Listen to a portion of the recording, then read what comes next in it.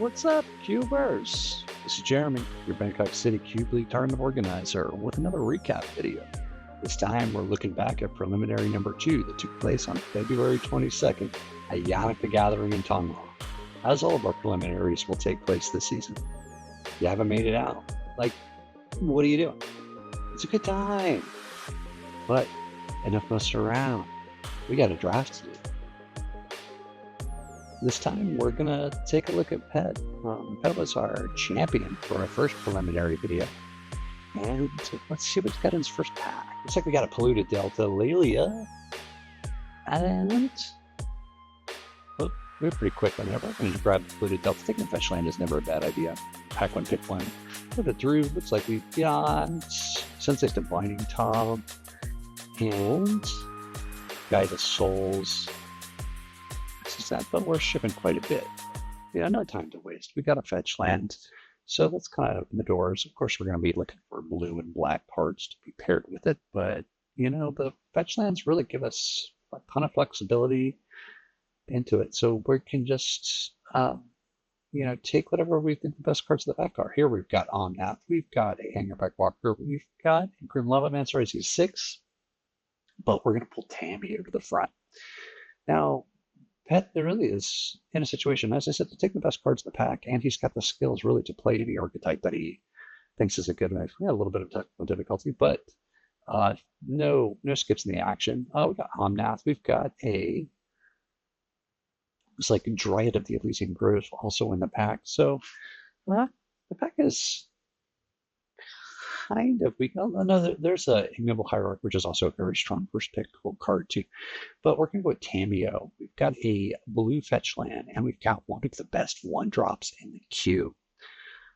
Won a lot of games with Tamio, and I think it's going to open up the door to obviously artifact synergies, but anything that you can get to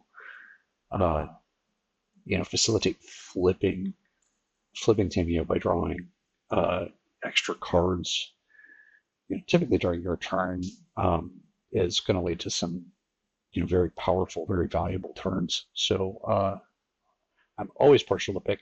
Here to follow up with Tamio, looks like we've got an Archmage's Charm we can pull to the front of the pack. Looks like Petch is also singled out Factor Fiction.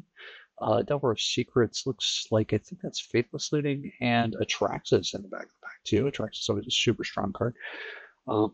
But it looks like Pet's going to favor off here. Counterspell would also be a great pickup. Something that is, if I give you the versatility, kind of like cement you in blue. It's good here. So it's kind of what Pet is going to value. Archmage's Charm would be a very heavy blue commitment. But we're going to take Foff here. Factor Fiction as pack number 3. So I think it's really looking to get into that value side. Now, Factor Fiction, I don't believe is going to draw cards to flip Tamios, but I think we're just, thinking that it's going to push that card advantage over, which could be the initial strategy here of what we got. So Tamio is going to attack, make glue tokens, get the value back on the first card that she draws, and then Foff is going to put us over the top as, where's that? And it's also like, okay, so here, looking at our next pack, we got Grizzlebrand, we've got Blastoise in the back, but Pet seems to be favoring Narset Harder of Veils. Definitely eyeing Grizzlebrand too. It's just definitely strong card here. Looks like we also have Explore, but we're going to opt for Narset. This is an interesting pick here. Again, we're focusing on, really finding cards in our deck and, over like going over top of the resources. Narset isn't as powerful of a card in my cube as it is. It's like, say, the Vintage Cube, when you can really abuse that passive ability with like draw 7s that you would find in the Vintage Cube, like Time Spiral or Time Twister or Memory Jar, those kinds of things. It's a much more fair card in the modern power level cube. But what card is not fair is Burrow, which is at the front of the pack right now. And we're going to have to take a quick little look and see what we want to be paired with the pick so far. Burrow, sure, it's a blue card, and we can find it. Brazen Borrower was also a great tempo play with blue decks. So I think both here would be positive. But looks like we're also going to look at Ever-Flowing Chalice, which kind of ram trying to fix from the pretty sure see pet does typically does value some artifact mana in whatever form it comes to take, and Ever-Flowing Chalice can kind of open doors for you for that. So maybe this is just a testament to being solidified in blue, but wanting to stay open to any sort of powerful color that could or additional color that would make sense to them. Coming into another fact, though, so we got Sign Master Thopterus in blue, but the most powerful card seems like Pet seems to be valuing is Emrakul, the Aeon's Torn. Yeah, on raw power level alone, it's hard to argue with Eldrazi as to what is best paired with his picks so far. I think Sai will certainly open up some artifact strategies, but yeah, I mean, heck, who needs synergy when you got an Eldrazi? Moving on to the next pack. Oh, there's Subtlety. We've got power and in the color that we're already cemented in. So Subtlety is definitely going to make the deck a great pickup here in the first pack to be paired with all of these nice blue cards. Looks like Pet singled out Emrakul and put it off to the side, just thinking, hey, I've got this secret weapon that I can, hope to find something to be paired with that. I mean, it does have the blue delta, so it's like, getting something like Goryo's Vengeance, so we can discard Emrakul and then push that out would make sense in black. But for the rest of the pack, it looks like we're just at we can go. We control, maybe tempo, but we're just cemented here in kind of a little bit more expensive blue cards. We got a couple of 4-drops, and then Tamiyo into it. So I mean, paired with say Ever-Flowing Chalice, we've got a nice curve that's cooking so far. But ever since the Tamiyo pick, we've stayed in blue, and that's fine. Skipping ahead a little bit, we actually get the cards. Looks like got some black cards coming in, including Control of Khazad-dûn. It's going to help fix black mana and maybe lean toward some sort of green mana strategy, but it's a solid pickup for something this late in the pack, and now definitely leaning more toward a Dimir side, but not necessarily. I mean, we do have the blue-black fetch land, which would open up that door for us, and now the Troll of Khazad-dûn can open things up even more. But absolutely no other commitment to that. This is definitely one good way of staying open. I mean, clearly, I think any additional picks that come along the path, come along to us for in blue of any sort of power level is something that Pet's going to be looking for at this time. But he can still take any other card that looks strong enough that he wants to put in his deck. But since we don't really have a second color per se yet, it's going to be important for Pet to kind of read the signals and see what additional colors are open. So that pack, we got a lot of black cards, which would be fine for what we can do here. But coming back the other direction, if there's not another black cards, it'll have to pay attention back to, what people are taking, then he can pivot into whatever. Look at. So here's a lot of colorless cards, but here's also invert polarity. So invert polarity would be a record, and there is Zealous Conscripts with the new art out of Innistrad Remastered. So red can be in consideration for pet here, of course. With the Zealous Conscripts in blue-red, there is the Splinter Twin combo in the cube, and Zealous Conscripts would be perfectly paired with that if we're going to open the door to that route. Of course, we haven't really seen any other combo piece for that yet.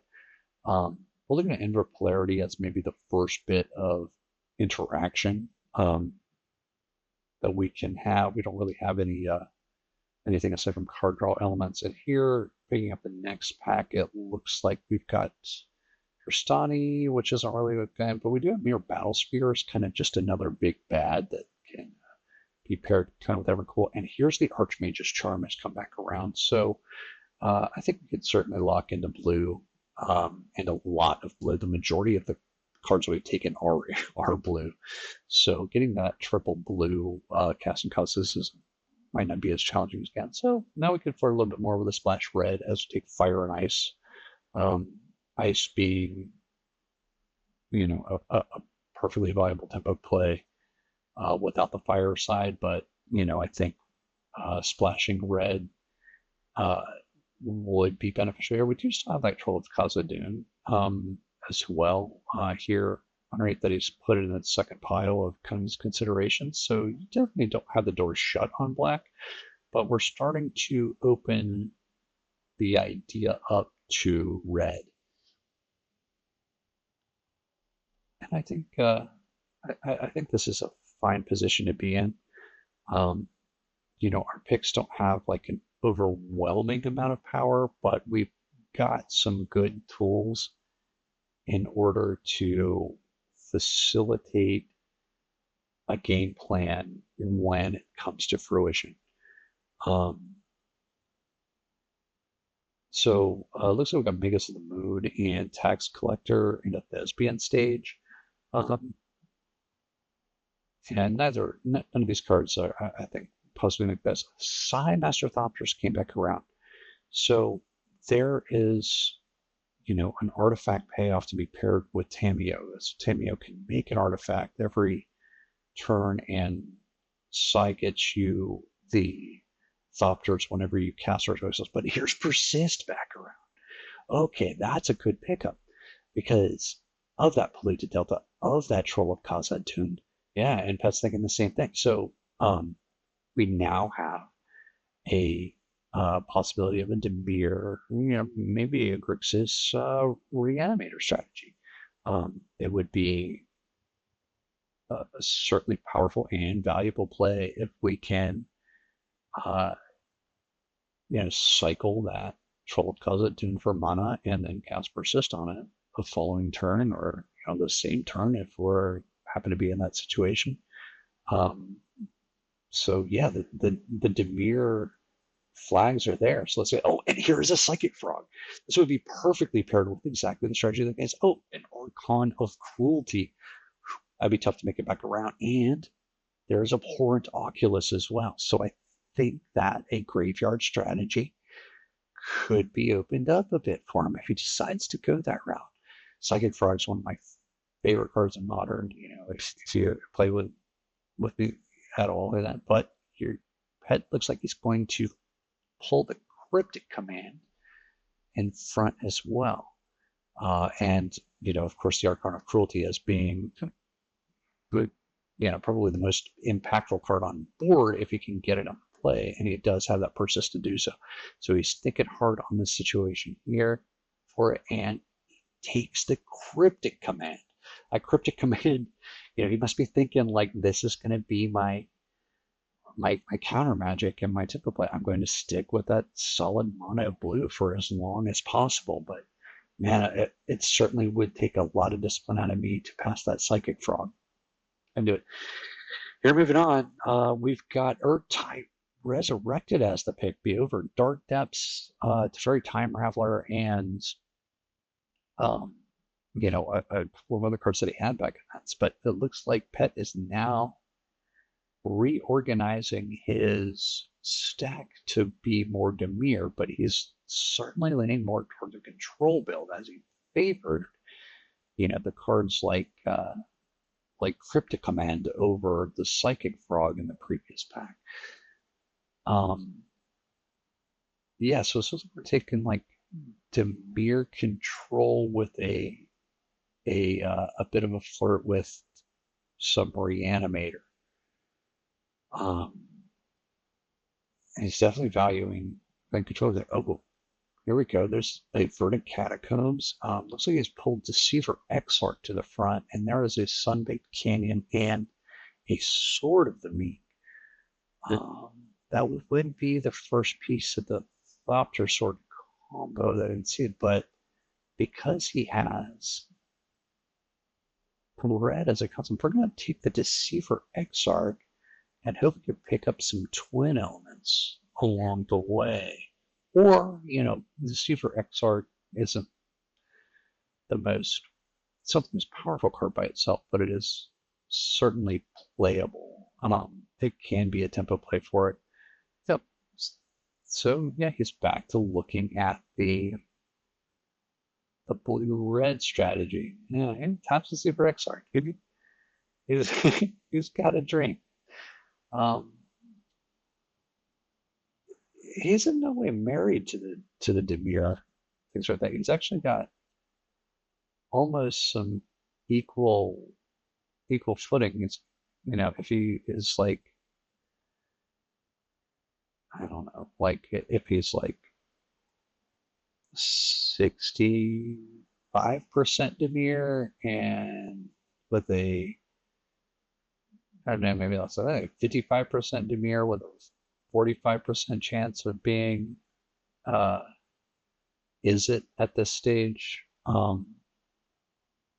Yeah, he's kind of got a foot in both worlds right now, and I'm not sure what his play style preferences would be. We saw in preliminary one he had that very strong ramp Nadu deck, so he had a powerful combo deck that he went to. Oh, and there's Kiki Cheeky. Speaking, okay, so I think we just declared what we're trying to do here with that pickup. Kiki Cheeky is not an easy card to cast. It has 3 red in its mana cost, so it's definitely challenging. But I think we've got all of this this card selection that he's picked up in the early game. So, I think we're going to have to try and dig it out. There's Urza in the pack. Oh, man, there could have been an artifact deck, but, looking into it, looks like he's taken Cold Steel Heart to the very front of the pack. Yeah, and you're going to need that mana fixing if you're going to cast Kiki Jiki. But all that early card selection that he picked up in the beginning is it's going to amplify these combo pieces. So I think that is absolutely a great strategy. And here comes the Fiery Islet to help further fix the mana. So now casting this Kiki Jiki all of a sudden isn't as unrealistic as it may have looked whenever he first picked it up, because now he has an additional land to pick it up and some artifacts. And he had the Everflowing Chalice as well, that he took super early. Super early in my opinion, but is shaping up to be a good control. Let me dig out my combo and find my win condition style of deck. I think we're kind of all in on the combo right now. I think that there might be, you know, a little bit of a lack of interaction. We've got the cryptic command, we've got the infer polarity, and we've got the fire ice. Well, you know, we lean in that way, and we've got the subtlety, so we're doing all right. We just might be a little. We don't really have much pressure, and getting a once we've got a call, we've got serum visions, and we've got a braid. Ooh, I'm gonna take the serum visions. You know, we've got to find those combo pieces, and serum visions can help do that. As it does a bad preordained impression. We've got Chthonian Nightmare and the Holly as probably the most powerful card. In fact, there is a Bitter Blossom if she felt the need to splash black and Chthonian Nightmare, which is not something that's going to bring out the big fatties that he's taken out so far. But we'll just go ahead and take a Tali as the most powerful card in the pack. It is red, but I don't really see him casting it or probably any of the cards that were in that pack. But it is pretty late, so I don't think that he necessarily needed something out of there. And here's Malcolm, Yorion, I see, and Mishra's research desk. I'm going to take a long read at Flicker Wisp here, but we're very far away from having white manas. Showed on those scolds as well. But he hasn't quite done anything with that Jessica. But I think Malcolm would fill in a very good role here. He rarely casts cards for free. Like, yeah, you don't typically get to totally go off with them, but it's definitely something that could make his deck. I think on this next pack, we've got Karmic Guide, Lingering Souls, Manatide, Brilliant Pod, Oracle Moonlight. Nothing really here for Pet. I think you're just going to take a little look at Karmic Guide and see what that could make. But, again, we're really far away from white. Here we got Lorien Revealed, which is a solid pickup. It's the card draw that Pet likes, and it's can be mana fixing if we can pick up a nice dual land or Triumph along the way in blue. Ideally, a Steam Vents would be a great pickup here to turn on red for both the Delta and with Lorien Revealed. I mean, and it's it could be a 5-mana draw for you too. I'm sure it's not seeing a lot of modern play anymore, but it's a strong card in Pauper and a fine card in a cube of this power limit. I think it's something that any blue player would be happy to get a late pick of at this time. So yeah, checking back on his deck here, we're definitely more solidified in Izzet than we were Dimir before. Oh, here comes Kaido if we wanted to signal that. But no, we're going to take Karn Liberated as potentially another top end thing, but that's going in the other pile, so I don't think that means it's going to make this deck anytime soon. We're going for this Kiki Jiki combo, but definitely light on finishers right now. So this is looking quite fragile. Izzet Missile Spectre, which is a good reanimation spell. I think at this point, because there's so little win cons, I don't think Pet's necessarily happy with that now. I don't think that we can totally shut the door on Dimir, even though we've got Kiki hanging out there in front. Because we've got some good Dimir pickups we've had along the way, but also passed up some strong opportunities that we've had in Dimir, including that second card. Oh, and here's Glenlinda Archmage to get into blue, and there is a Call.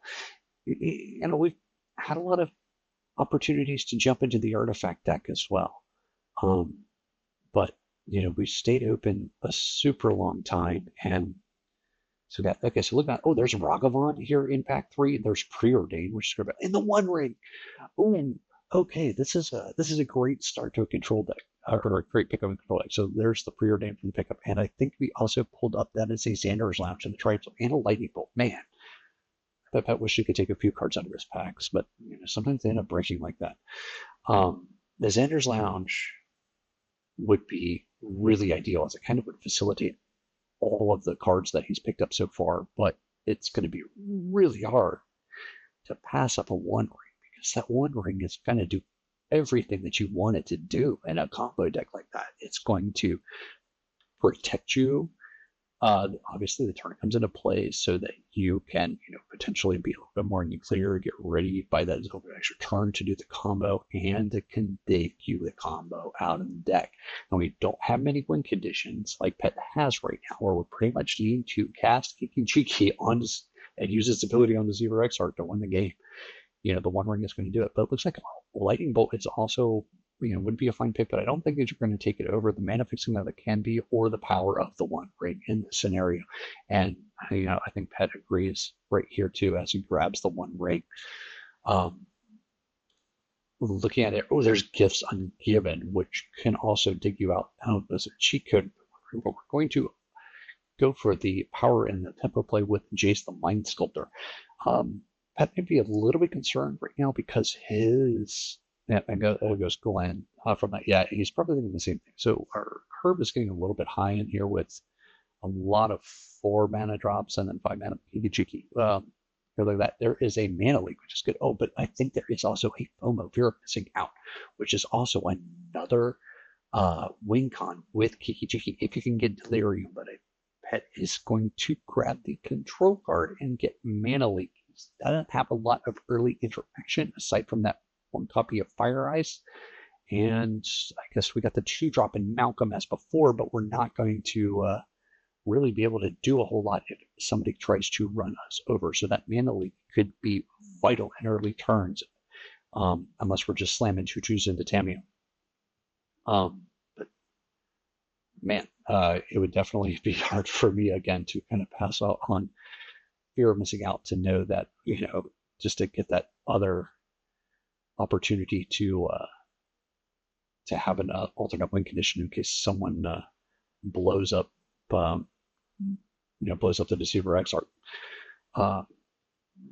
But I guess we don't have to. We're not married to the Kiki Jiki and Deceiver X art combo right now. I think that might be a bit of a misnomer, and I'm thinking there's still this 1 pack to go. We could find another win condition, but I don't know. Time is running out, and we're going to need a little bit of help here to find another win con beyond this, and I think it's going to take just a little bit more than what we have now. Yeah, otherwise we're on the Jace plan. We're on maybe the Flip Tamiyo plan.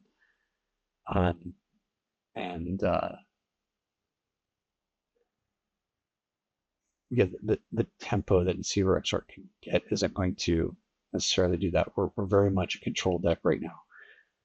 Okay, taking a look at it. There's Through the Breach. Now, Through the Breach is interesting because we have all of those bombs from before, including Emrakul. Yeah, and Pet's going to take that, and there is another combo piece. So we've got Emrakul, we've got Itali can get value with Through the Breach. Through the Breach can also be kind of like an alternate casting cost for your Kiki Jiki combo. I know it's like an additional piece onto it, but if the 3 red pips are prohibitive, Through the Breach can get you there on just 5. So this has got to be a huge pickup for Pet now. And here in the next pack, we've got Yawgmoth, we've got Kellen, we've got there's Expressive Iteration, which would be a great pick. There is, there's Pestermite. Okay, perfect. Oh man, he also passed. He passed Marktide Region, which would have been a great alternate win condition. But now that we have Deceiver X art and we have Pestermite and we have Kiki Jiki, so the amount of cards that are going to trigger the combo is expanding. So it's unfortunately past FOMO, and I actually had an opportunity to grab Zillus conscripts in the first pack too, but we aren't quite ready for that yet. There's Splinter Twin! He pulled Splinter Twin! Oh gosh, this pack is a savior for Bet. He's got the One Ring, he got Splinter Twin, he got Pestromite, he got Through the Breach. This deck is now finally coming together. What a huge pack right now for him. As we keep going, there is the Zeator's Prelim and the Rockford Triome. His mana just got a ton better. As the Rockford Triome will fix him for red, and with the with that polluted delta, polluted delta just became a red mana tapper as well. This is why fetch lands are so powerful, is because they can open up so many doors for you. And now Pet's mana is quite solid. I mean, he's got the artifact mana in there too. So casting Kiki Jakey, for example, is going to be a lot more viable than it was just a little bit ago. Oh wow! And Splinter Twin is, as that second copy of Kiki, he has all of those cards to get out. Oh, there's Big Tip, there's Pyroclasm. So I think the way the Pet can still lose this game is if he gets run over very fast, and Pyroclasm can help do that. As can Stern Scolding, if we're still lacking some of that interaction. So there are multiple good picks in this pack right here. I mean, Stern Scolding, but Impulse is going to help him find those key combo pieces as well. So I think that there's probably not a really bad pick in this. I am, Pyroclast probably would have been good, but Impulse is going to get his deck laser focused. And I think that if anything that we've seen from Pep between this video and the last is that he likes to have his combo pieces, to have multiple copies of it and find ways to do it. It makes his decks super focused. So, wasn't a lot of deviation in his picks that we've seen so far in this draft. There was like, I'm going to draft blue control cards. I'm going to draft blue cards that are going to help me find this combo. And even when the combo was very,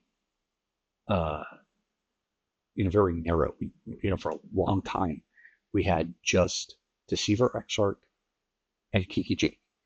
There was really nothing else going on, but the early picks and from pack 1 to pack 2 were so focused around card advantage and control. So we had the card advantage cards and the control game that opened the door for these combo win pieces. And there was definitely some luck that happened here in this pack in order to get this deck to where it is, at this point right now. But, having such a singularly minded goal for a strategy of the card advantage and control game focused on blue cards. The deck had a plan, or Pet had a plan for this deck from the beginning, and he stayed open, he didn't deviate, and it led to a lot of late picks like this, like a Gonjo that's absolutely not going to get there. But otherwise, he was genuinely building his deck with every pick along the way, and I think this is a good good moment to kind of like reflect on how we draft and get some good insight as to how was he taking some head scratchers? Yeah, I think so. I mean, there were definitely more individually powerful cards in a pack from pick to pick that I think that he probably could have taken and into pass that I wouldn't have packed, like the Psychic Frog, for example. But that pick of like not taking the Psychic Frog and sticking with, I think it was Cryptic Command. He took Cryptic Command over it. is some of that. And yeah, okay, we're taking a Vendilion click. So this is a very late good Vendilion, but taking that really showed a level of discipline to focusing on an idea, focusing on your plan and not and hammering in on that plan. And there's expressive iteration that came out. And so like all of those, value dig options are just coming together for him. And, I think we can see what this deck was geared to do, from, really from the second pack. And the Kiki combo, the Splinter Twin combo was almost secondary. It just kind of fell into place for him here at the end. But yeah, this was a great insight into how a really powerful deck can come together from this, from Petch's point of view. So let's break down this deck. So I think the first thing to look at is how we're going to win, which is the four pieces there of the Kiki Jiki Splinter Twin combo. We've been to Super Extra Petch and Pestermite as far of it, but that is honestly probably the least interesting part of the deck. I mean, yes, that's the win conditions for what we have here, but let's take a look at the rest. And in the early and mid game, we've got to stop what our opponent's doing and find these pieces of the combo. And to do that, we've got Tamiyo, explosive or engineered explosives can act as a bit of a board wipe if things get way too out of control early. To find our combo pieces, we've got Impulse, Expressive Iteration, Archmage's Charm can draw cards, of course, Narset, and Factor Fiction. That glossy card there above Factor Fiction is the one range. We'll obviously buy a turn and draw the cards to get what we need. Lorien Revealed could also draw additional cards. The mana base is fine. Probably could be a little bit better. If we would have found that Steam Vents, that would have been huge. But we do have Firely Islet and Drugger and Triumph to go with the Polluted Delta. Another fetch land would have been pretty strong too. For interaction, we've got Jace, Mana Weak, and Subtlety, as well as Cryptic Command, Archmage's Charm King, Counterspell, and down there at the very bottom, you can see is Fire and Ice. This deck is quite linear in idea, and that is absolutely a successful way to build a deck. And I think this has, a great chance to be successful. So let's take a look to see what Pet is up against. So here in round one, Pet's going to be going up against Sean, and it looks like Sean has put together a bit of another grindy Mardu deck. He's got lots of interaction as well, starting off with Fatal Push, Infernal Grasp, Molten Collapse, Kolaghan's Command. You can wipe the board with Damnation, and also there's Overlord of the Boiler Villages, as well as Grief and Fury. But we've got somewhat of a go-wide strategy as well with that copy of Lingering Souls and PA and Kieran Noir. Take off in the air. Looks like a Hangerback Walker is going to save. And Sean's got his dog. He's got his dog Thalia, which is looking to blink, a number of cards here. He's got both Overlords, so he's going to want to blink the Boiler Villages, Grief, Fury, Blood Tithe Harvester. Just a few different things it can do. Looks like with Bitter Blossom and Lingering Souls, this would make good tokens for Yawgmoth. So I think Sean is trying to get some early pressure, do a little bit of unfair blinking with Thalia if he can get that out there, and then grind out a bit of a longer game with Yawgmoth. This might be a difficult matchup for Sean, because I think his deck is trying to create some unassailable board states, not unlike his last deck that he built. but Pet's win condition doesn't really care about that. You know, the Splinter Twin combo is like, I'm going to win now, and then not really care too much about what you're trying to do onto it. So you just kind of have to hold up the interaction for when he tries to go for that win. It's not really a grindy deck, so Sean's gonna have to get some early pressure and sustain it. So let's jump to the games and see what happens. Okay, game one. Let's see, we've got a lot of lands in Pet's hands. I think, yeah, we're gonna do a quick mulligan here on Pet's side of the board. So looks like Sean has got a fetch land.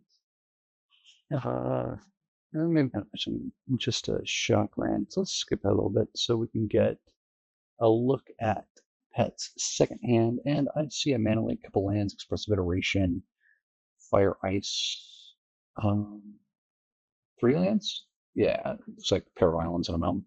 So we'll kick one of those islands right out of here and start off Pet's on the play. And we're gonna go with a turn 1 Tamio. How much better start than Pet can hope for, having the flip walker and value engine on the board right away. Sean's just going to play a black-red shockland tapped and pass the turn back. Tamio is going to get in there, trigger, and make that clue token. So the value engine is starting, which is exactly what Pet needs after a mulligan down. I mean, it's only to 6, but as soon as we can start getting that card advantage engine going, better off. That is part of his primary game plan. So Petch's deck mulligans very well, and Pet's going to follow that up with an ice on Sean's land during his upkeep to keep him off of his 2-drop. Sean did have a fetch land. It's a Prismatic Vista. Come down on his turn 2. That is his land drop on time, and Tamio gets in to make yet another clue token, and the value is back on for Pet, as Tamio now not effectively will have drawn him 2 cards, but has the potential to if Pet can make the mana investment. Sean's going to crack the Prismatic Vista for just a basic mountain and fall to 19. So Sean's primary game plan was, he needed to get some early pressure, and with the Tamio on board and with Pet kind of stuttering him on turn 2, that pressure just has not come as quick as Sean needs to here. But I don't think at this point in the match Sean has the knowledge that Pet is on Splinter Twin. He's just seeing a blue-red deck so far. So, and this is a great way to get pressure. The Bloodtide Harvester comes down, makes a clue token, and puts that 3 power on the board. Tamio cannot block the Bloodtide, so maybe this can help Sean get home here. See if we can take a look in the Pet's hand. Looks like we've got the Mana Leak. We've got the Everflowing Chalice, as well as the Gold Steel Harp. But we're going to fire off Expressive Iteration to reveal 3 cards. Looks like we've got the Fiery Islet Jace, the Mind Sculptor, which will be put into hand, and a basic mountain. Sure. So we're going to put the basic mountain into exile. Fire Islet goes to the bottom, and now Pet can hold up that Mana Leak. This is a very proactive turn for Pet. Tamio's going to get in there and make an additional clue token. So yeah, this is a great spot. So we can either cast some Mana Leak or crack the clue if Sean doesn't do anything relevant.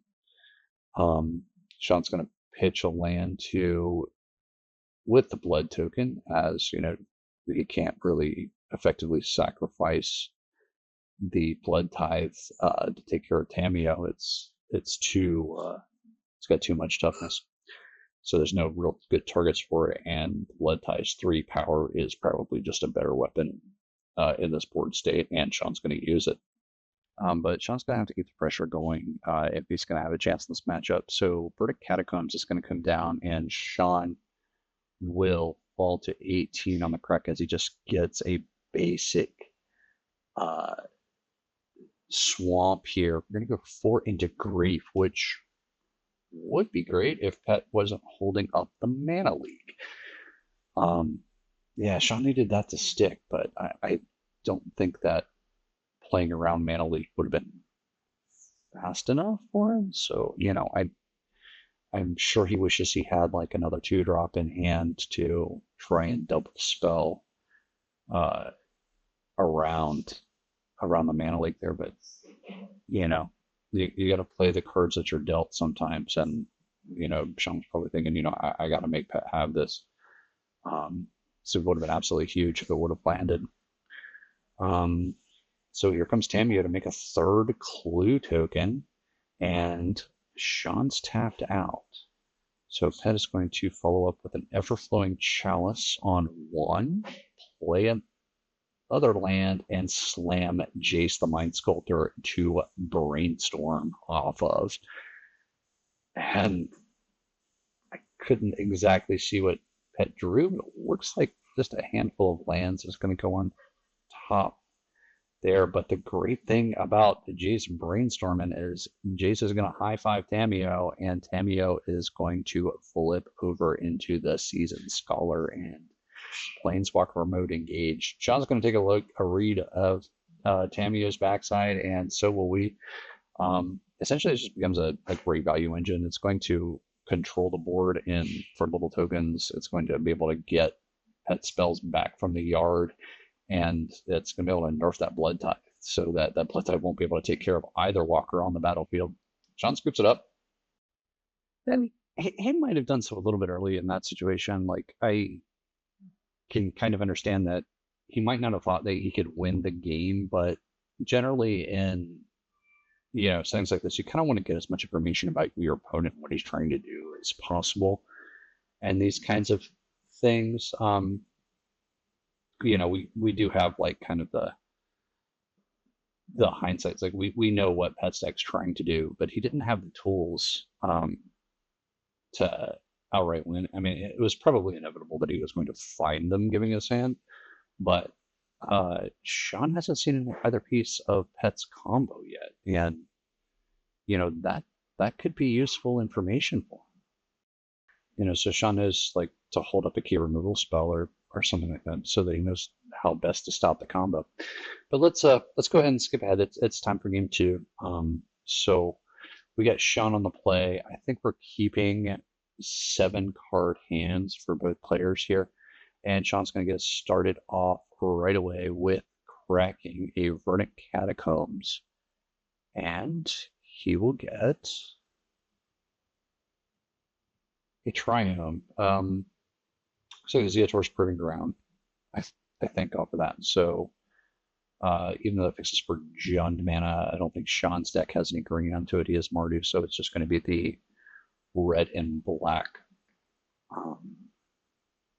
benefits here. Become a bit old one. And we're going to pass over to Petch, who's going to tap 1 blue and play Tamiyo on turn 1 for the 2nd consecutive game. Sean probably should find some removal for that. It could be, we saw it get out of hand and pretty much win Pet the game last time around. But we're going to go 2 into Phyrexian Revoker. This is a Pithing Needle on a stick. And we're moving pretty quick here, but we actually had a little bit of a snafu with this play. Sean named Clue token or Clue off of a Revoker, and that's not a legal play, because as Revoker reads that you have to name a card, and Clue tokens are not cards, they are tokens, so we can't do that. So we're just going to change the card named off of Revoker into the backside of Tamiyo, which is fine. It's just good. A strong play here does shut that off, and now gives Pet a problem if he's going to do it. But Tammy's still going to be able to attack 4 clues and get value. The Revoker's going to get in there on turn 3 as Sean follows up with a Mountain into Petch's 2 untapped blue mana, and here comes the Blood Tithe Harvester into a Mana Leak.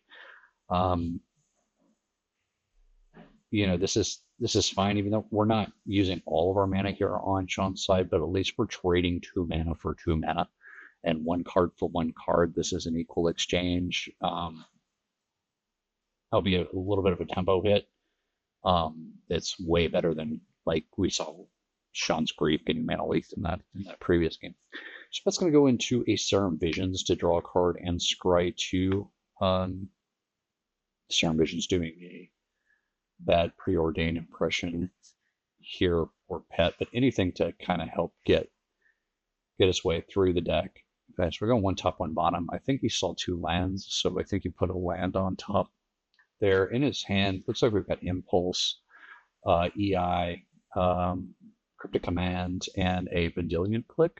Yeah, pretty strong hand here for Pet, and he just needs the mana to turn it on, and that's exactly what he's finding up with Serum Visions. He's holding up 2 lands. Looks like he's holding up the Impulse, or maybe cracking a Clue. Here comes a Revoker in to get blocked by Tamiyo. Pet held back the Flipwalker for this reason, and Sean is going to follow up with a land and Overlord of the Boiler Bilges on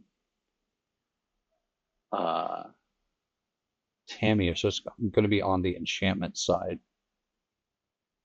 Interesting sequencing here for Sean. He probably could have cast that before combat to clear the way to get 2 more damage in on Pet, but I can't see what else is in Sean's hand, so I think we'll trust him that, maybe he was trying to, maybe bluff his way into trying to trade Tamiyo with a different card in his hand.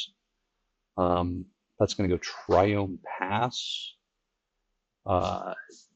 Looks like he's needed that 2nd red mana. I think that would have been the card that he put on top of the Serum Visions to help better fix himself.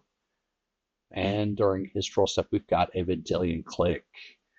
So Sean tosses his hand over to Pet, completely disrespecting my cards, to show that we've got Arena of Glory. Fury is going to be taken with the V-Click as Pet clears away for a removal spell. We had another little rule snafu here with the V-Click. In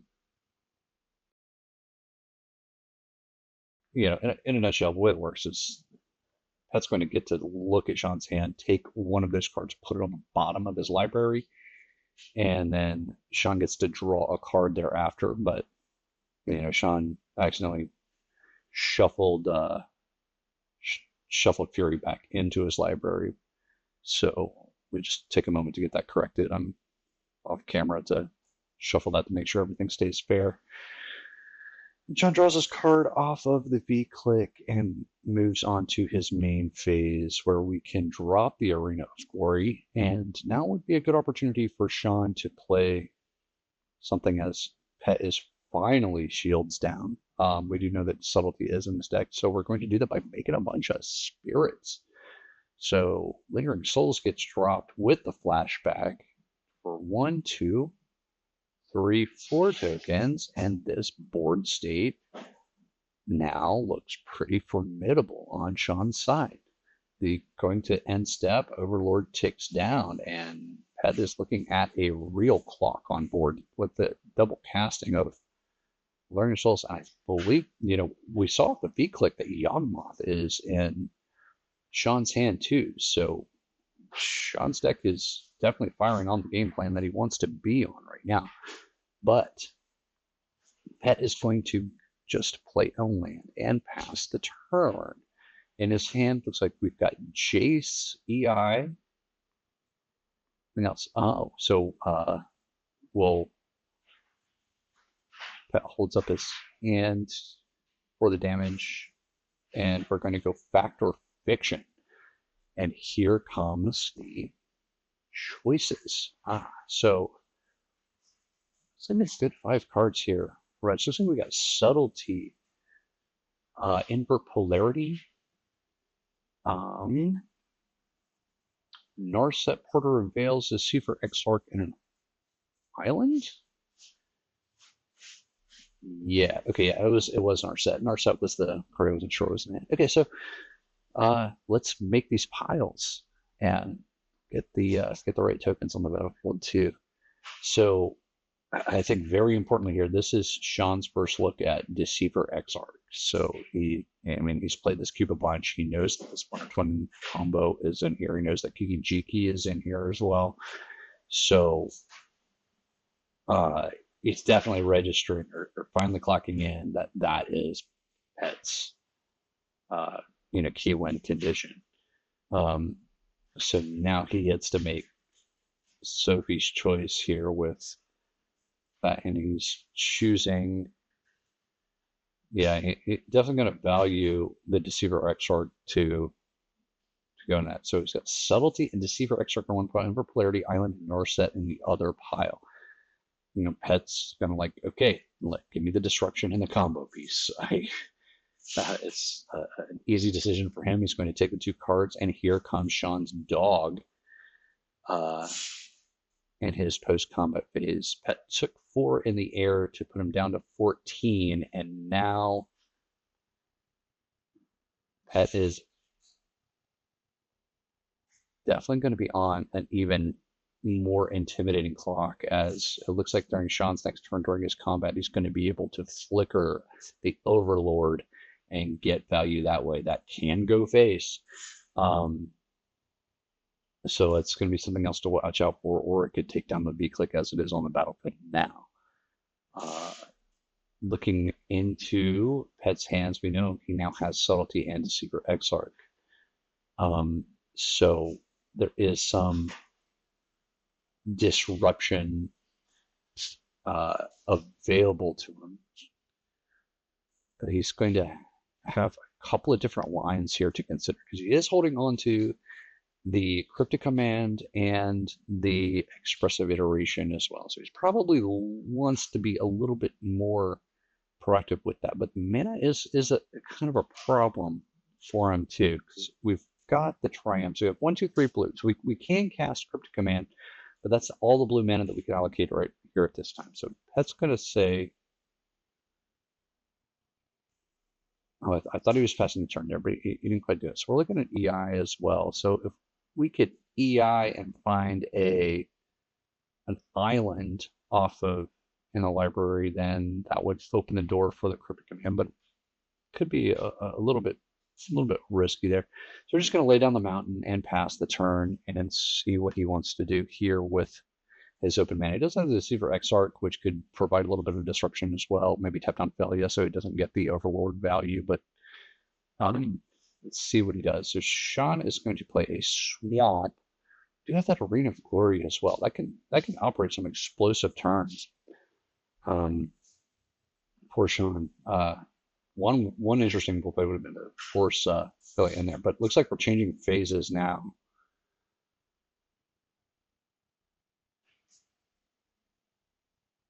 And that's a bit in the tank as to we're done, but we're going to go with Cryptic Command. Okay. And the modes that Pet's going to choose is to tap down Sean's team and draw a card.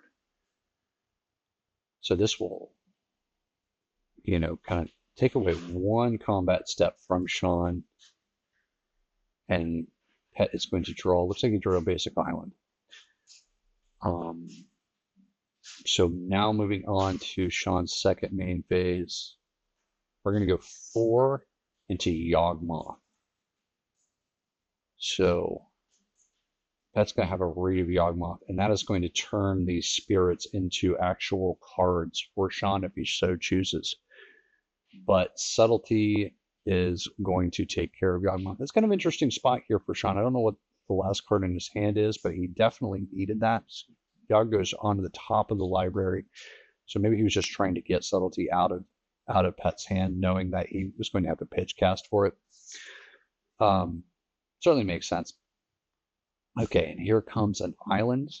I didn't quite see what Pet drew there off the top, but it's Kiki-Jiki. He drew Kiki-Jiki. So here comes Deceiver Exarch to untap the mountain. Pet slams Kiki-Jiki, and that's it. That's game 2, and that's the match. And just like that, this powerful 2-card combo, Pet finds it, was able to draw the card. Well, he lucked into pulling Kiki Jiki there at the end, but he got it, and Pet's going to get the win for the match. And yeah, I mean, we saw everything that this deck can do, and more. And you know, Kiki off the top when after Fact or Fiction found the Deceiver X Arc, Pet choosing proper sequencing and using the Deceiver X Arc enter the battlefield trigger to untap his mana to facilitate that third red pip that Kiki needs in order to land and get the win. Yeah, just great technical gameplay all around, and from Pet, and it just never really gave Sean the opportunity to fully execute his game plan. So let's go on. Let's check out round 2. Okay, here in the second round we've got Oat versus Ricky. Oat I've played a lot of Magic with in the past, and you can find him, generally at the top tables in limited RCQs happening here around Bangkok. Let's see what he's put together. Looks like we've got a Grixis deck put together with, a traditional early game. We've got Monastery Swift Spear, very aggressive, with DRC and Delaware Secrets to generally be flipped over with early interactions, including Taxing for Preordained and Ponder to get card advantage, rather. In the interactive side, we've got Galvanic Discharge and Flame Slash to get to his interesting 2-drops. Here it looks like we've got Anti-Fear Missing Out and Phantasmal Image at the top to be paired with. So we've got Chthonian Nightmare and Tribal Flames as additional interaction. In the mid-range, we've got Bone Crusher Giant and Abhorrent Oculus, which can be cheated into play with Abhorrent Oculus, with Chthonian Nightmare in either file. But in the top end, we've got our ninjas. So we've got Kaido and Fallen Shinobi, one of my favorite cards into it. So to be paired, to get rid of some of those cards that are going to be pitched into the graveyard with Inti, with FOMO, those early spells, the 1-drops, and we've got the Big Dragon, Murktide Region. So yeah, this is a pretty interesting build. I see Walking Ballista down there too, and a pretty even split for mana bases with a couple of fetch lands to help him find those things. There's the Steam Vents. His sideboard looks like he's got Stern Scolding hanging out there with Sir Ginger if you want to go more aggressive into Angkor Seed Shark if you wanted to be more reliant on his spells. So yeah, it looks like a really solid deck for Oat. I'm not surprised that he was able to put this together. He's got some unfair things going on, and a strong early game, which is really right where you want to be. Yeah, and he's going to be playing Ricky here, who we saw in the last video as he took second place in the first preliminary. And Ricky has a great big pile of cards here in Naya, and I mean it. Looks like we have another 50-card deck for Ricky, and continues to buck the trend when conventional wisdom generally says, let's narrow it down to 40 and have tight gameplay. Ricky just says, I'm going to play the most powerful cards that get past to me. So let's take a look. It looks like probably the biggest piece that we can see is that he's got a little combo going, and a couple ways to find it. I see Elvish Reclaimer and Dark Depths hiding there behind the Altawara with the Vampire Hex Mage right on top. Looks like he's got some really fast acceleration with the Deathrite Shaman, the Sylvan Caryatid, and the Chromox. So Ricky is looking to go fast into these 2 and 3 drops, which includes a Johnny, the Kasali Pride Mage, which he leveraged really well in the last match, as well as Renin 6 to continue his lands plan. He does have a Wooded Foothills. He's got a Raucous Theater and Gemstone Cavern, Treasure Wrench Thicket, Urza Saga. Ren is great at getting back Urza Saga if the game does get grindy. I see Primetime hanging out there up the top too. So it looks like that he has a couple of ways to find a couple of these really powerful lands. He's going to fix his mana with the Dryad of Elysian Grove. He's got interaction in the line of the Fiend Hunter. Coalition Relic will fix the mana, and Knight of the Reliquary will find the lands that he's looking for as well.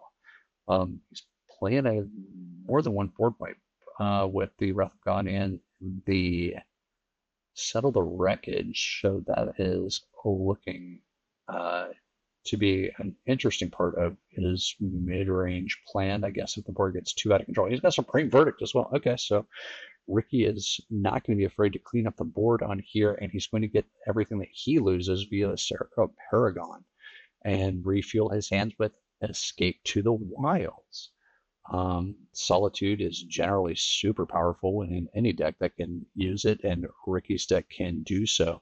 Leyline Binding will be an incredibly efficient removal spell, and Overlord of the Mistmoors will round off his finishers.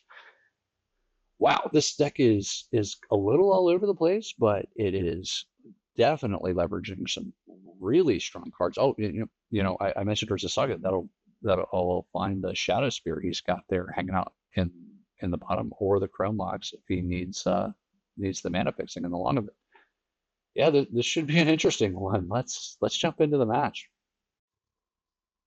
Okay, so we're shuffle up here, about ready to go, and I believe both guys are gonna keep their 7-card hands per my notes. So I think Oat here is probably his main game plan is going to be a bit of a more tempo style play, which is typically matches how he likes to play, or that I've seen him play with in the past, is he's going to try and get some sort of early board presence and then turn those into those powerful ninjas that he's got ready to go in the mid game. For Ricky, as we saw in the stack tech, looks like he's just going to try and curve out, ramp up a little bit, and then just go over the top and create a board that is easily going to win him the game. Maybe get some value with some of his lands. And so let's start off. It's going to shock in a blue-black shock land and preordain. Wow, it looks like I saw a land off the top. Trying to take a peek into his hand. I see more land also in his hand. So I'm just going to go bottom one, draw another, and that looks like a ponder he took off the top too. So maybe we're just going to do a little hand smoothing here on Oat's side to get things going. We got a fast land into an Elvish Reclaimer on Ricky's side of the battlefield. And passing back the turn, it goes Island into Ponder, and it looks like we have more land. Ooh, all three on the bottom. Okay, so Ponder doing nothing as Oat is looking for something specific. Let me say, we do know that Oat's on Grixis, so maybe we're trying to find a red source, could be a guess, and inside we got a Delver of Secrets, which is off the top. So yeah, great. Okay, so Oat is on the board now too. Pass back to Ricky. I get, typically you would want to sequence your scrying and your deck manipulation after you play the Delver of Secrets, but Oat just didn't have it in hand. He creatively pulled that off of the shuffle from Ponder. So really not the ideal start here for Oat, but we're doing fine. Elvish Reclaimer is going to get in there for 1 damage, and Oat pulls another island off the top. Ricky's got a Raging Ravine now on his side of the battlefield coming in tap, so kind of slow starts for both the guys. Here comes the Bomat Courier, and it and the Delver of Secrets are going to get in for 1 damage, or 2 damage total, and pass back to Ricky.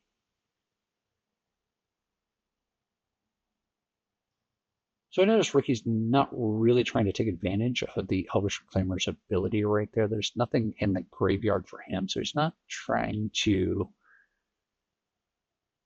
I guess, fix his mana or go in slower. He likes having both of these lands into play. So even though we can't really see what's going on in his hand right now, he's definitely favoring 2 green sources, 1 red and 1 white, as opposed to whatever other options he has for the Elvish Reclaimer to find.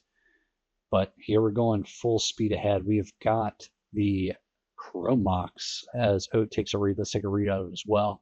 It's a 0 mana artifact. When it comes into play, you can remove a non-artifact non-land card from your hand from the game, and you can add 1 mana of the imprinted card's colors to your mana pool. So he exiled the Bloodbraid Elf, so now the Mox taps for red and green, and Ricky goes right into Renin 6. It's going to take care of the Delver of Secrets.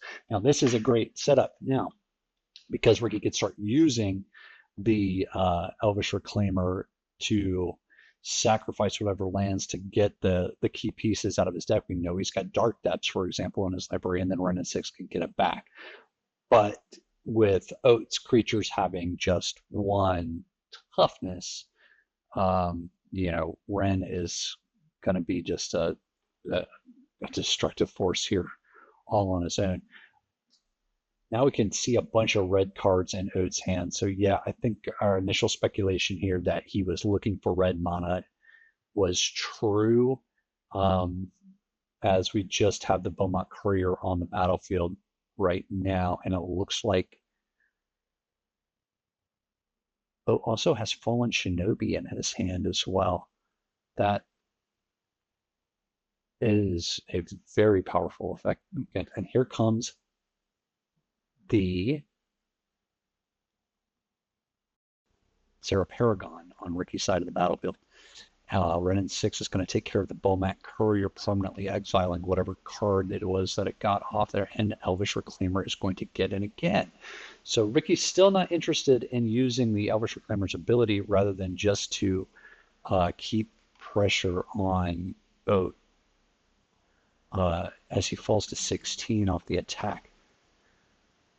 So quite interesting, because Sarah Paragon can also get back land. So I think Ricky might be missing out on a bit of value, but I'm not sure what his overall plan is. But he must really be valuing what mana sources he has. We know Ricky went kind of big on this. He's got a 50 card deck again, and he's playing.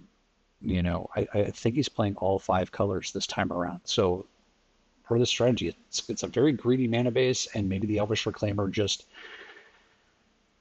can't really fix him any more than it already is, or he's not looking to go off of the Depths combo. So here on Oath's turn, he's just going to play kind of a naked Kaido,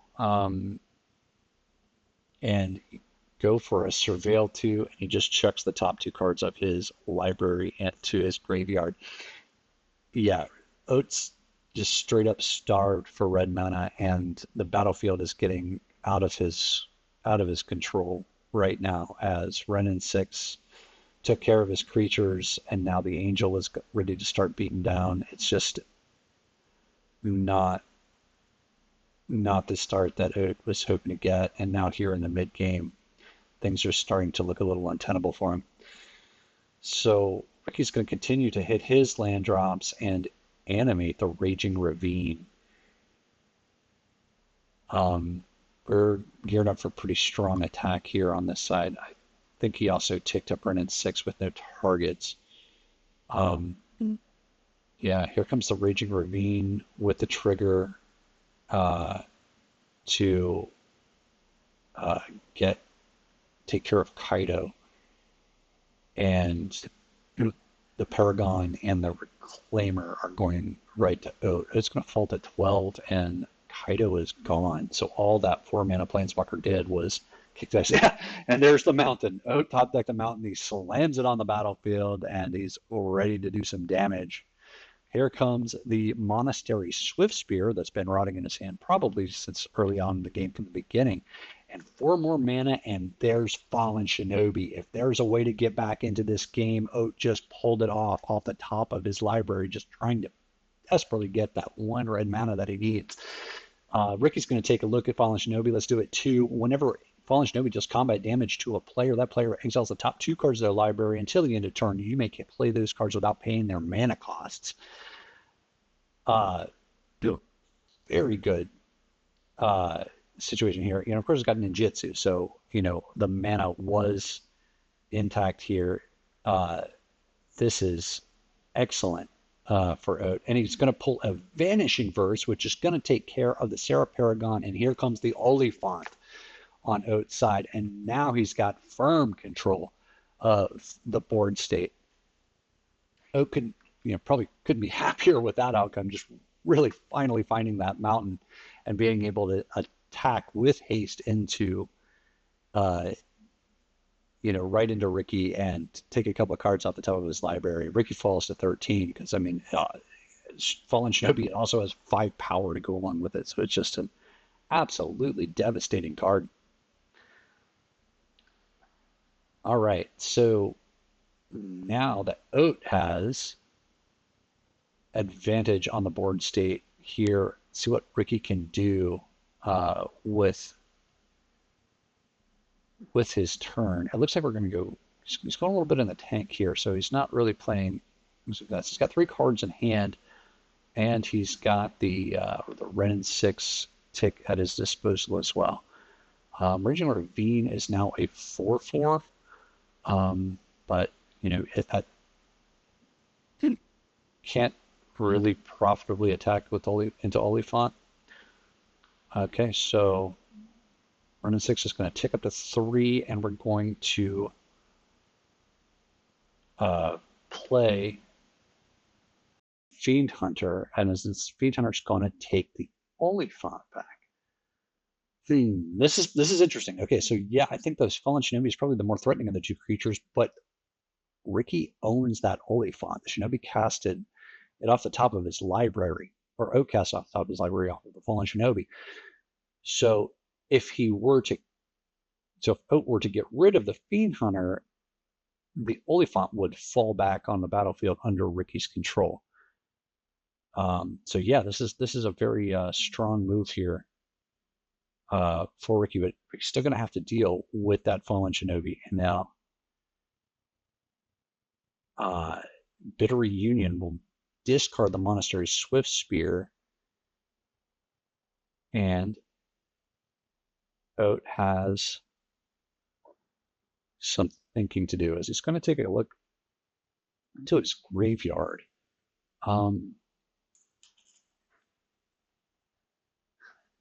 Yeah, so now, but there's no way that Oat can profitably attack with a Shinobi right now, right? Because if he does, then Ricky's just going to chump block with that Fiend Hunter, get his own Oliphant back, and then he's going to have more power and toughness on the battlefield.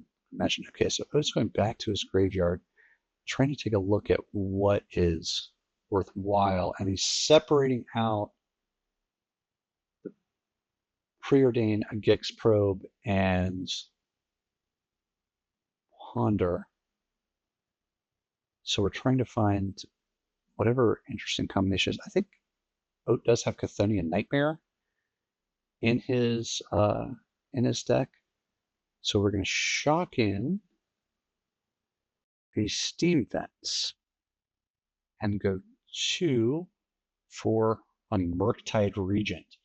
Ooh, okay, and we're going to exile 2 instants and sorceries, and it'll land as a 5/5.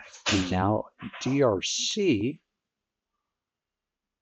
will come in, and we have 1 mana left to sacrifice it to give these creatures haste, and he does have Delirium with DRC. So now we've got some significant flying damage over. Okay, great. So looks like DRC is aimed at Ren 6, and the Murktide Regent is going face. So now Ricky is going to fall to 8, first of all, off of being hit with the dragon, and then now we're going to use the Elvish Reclaimer's ability to do this. So yeah, this is a really good back and forth game. Notably now, held back the Fallen Shinobi, which I can respect because the Oliphant would fall off, and then Oat's at a pretty small life total here with them at 10. Yeah, so that would have been a bad attack. So smart to hold it back, and he is representing lethal in the air next turn unless Ricky can do something about this.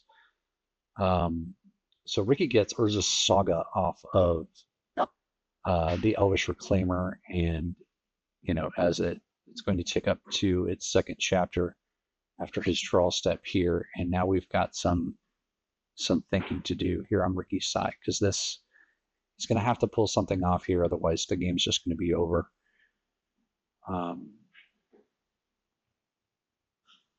Yeah, that last turn of votes was really good sequencing to get the Bitter Union down, get the cards in the yard, be able to sack the Bitter Union, give 2 creatures haste, and really put Ricky kind of on the back foot.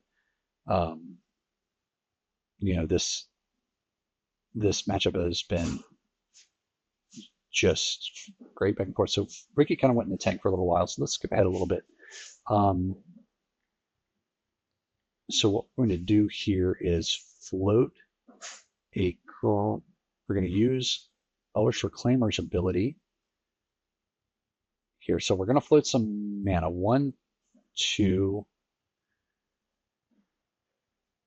to the Reclaimer and get a Raucous Theater, a Surveillance.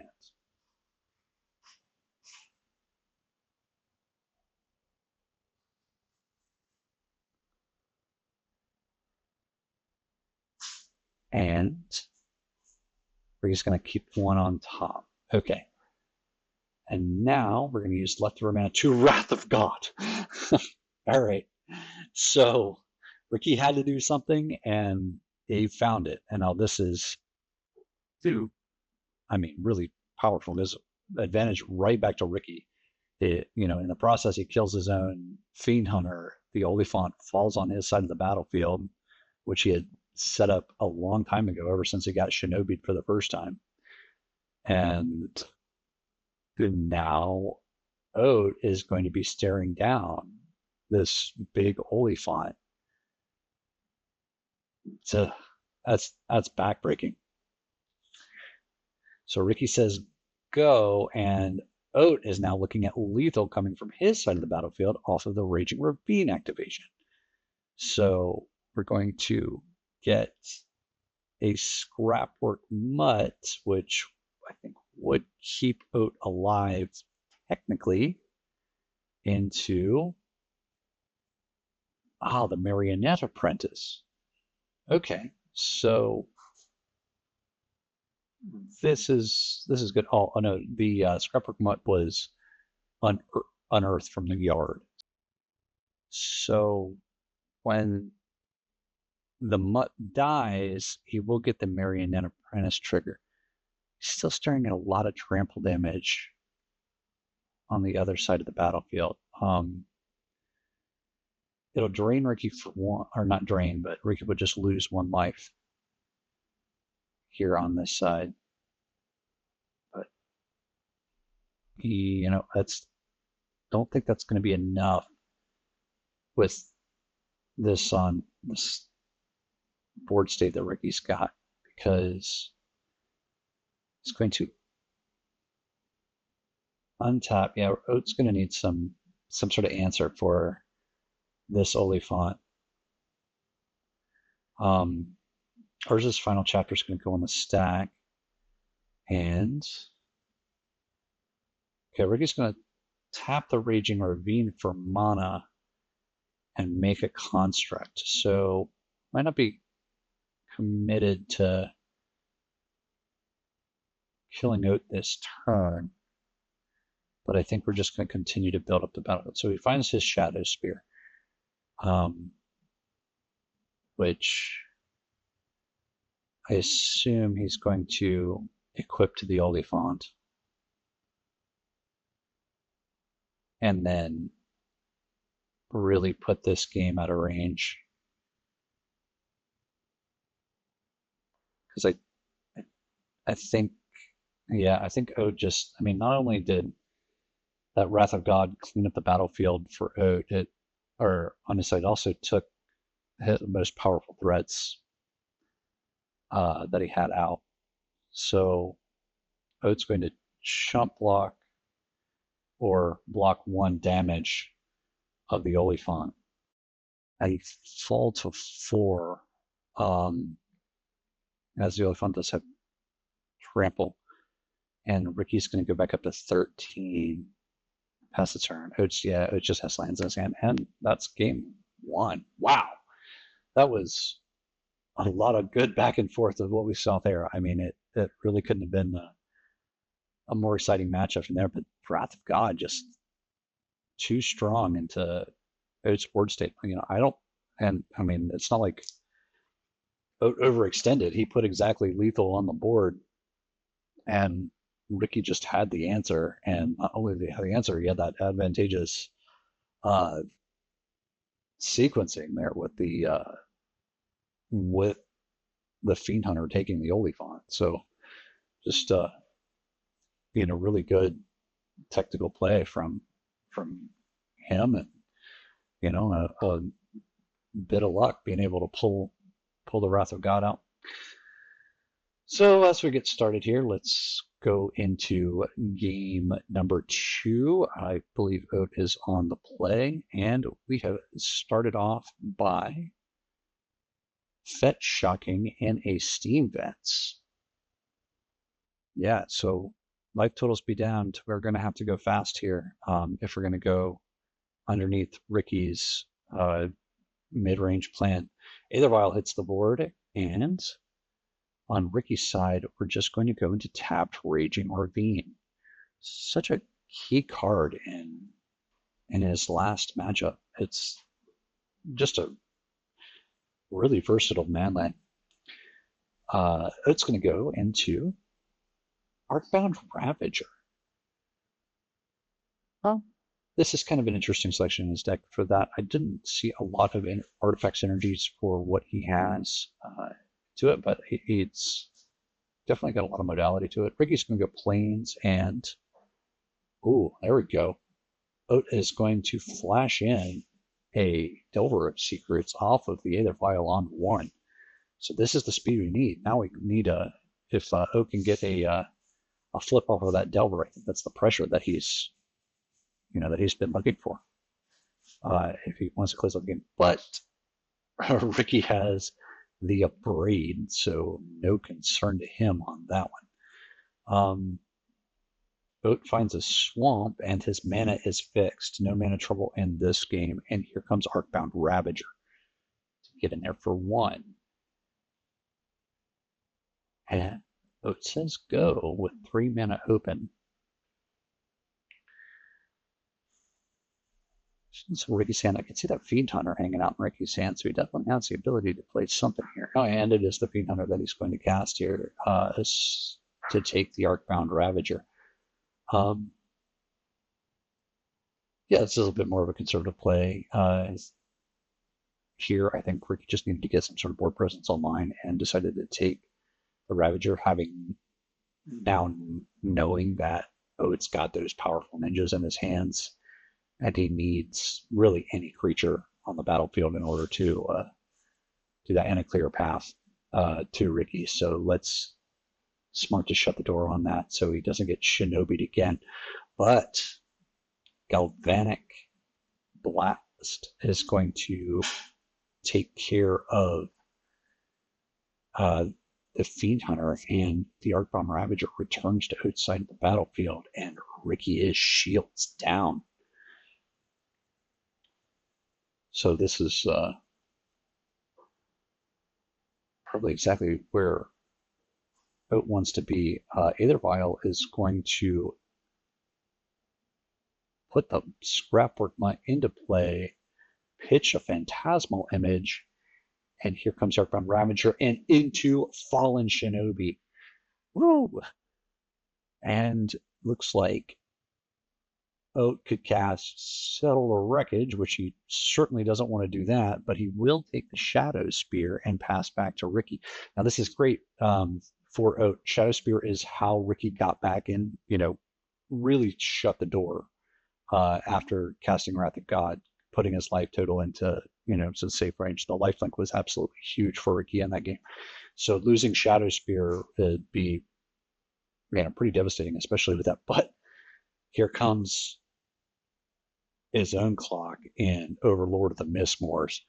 Ricky wanted to go over the top, and this is one of the best cards in the cube to do it with. It's so powerful of an effect. You're going to pass back to Oat, but, notably with the Shadow Spear, it's going to give Shinobi trample if Oat decides to go that route. Oat does put another counter on the Aether Vial, so the Aether Vial is online for 3 mana caustic creatures. Yep, here comes the Shadow Spear equipped to Shinobi, and there's nothing that Ricky can do about the Shinobi attack being tapped out of mana. And even double blocking with that buff that the Shadow Spirit gives it is not going to take care of the Shinobi. And now with the trample, this is a extremely powerful creature that would be capable of closing the door on Ricky if it goes unchecked. He just takes the damage. He falls to 8. Oak gets a lifelink up to 22, and this is going to be a whole problem for Ricky. So Oak gets a Sylvan Caryatid and a Plains, which he would have been able to play if he hadn't already made his land drop for the turn. So maybe a little bit of missequencing there for Oat, but I can't imagine being terribly relevant with this board state.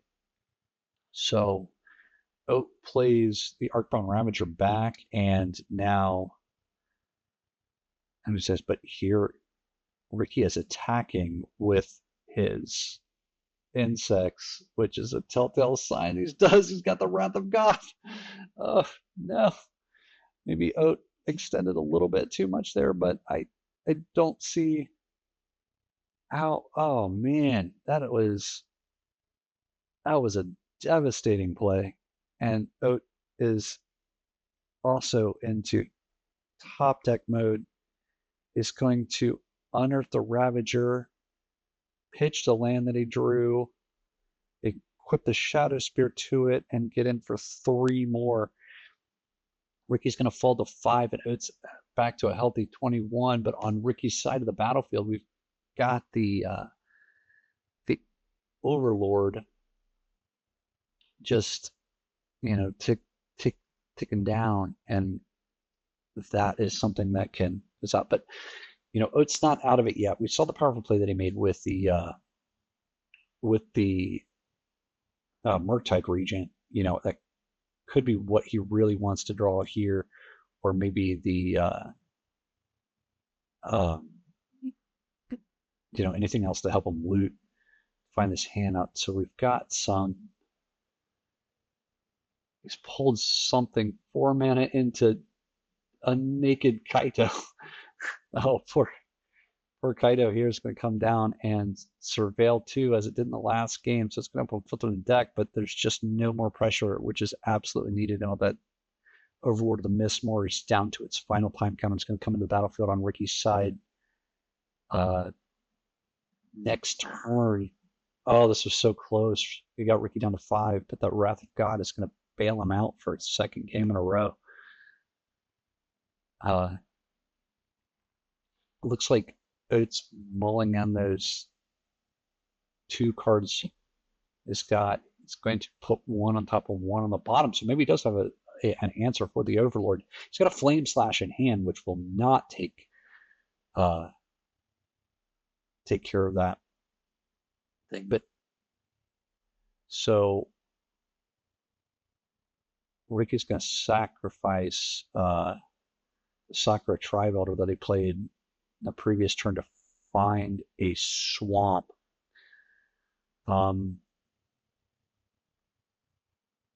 Ricky does have that Raging Ravine, and it is online if you wanted to take care of the Kaito now while the Overlord ticks back down.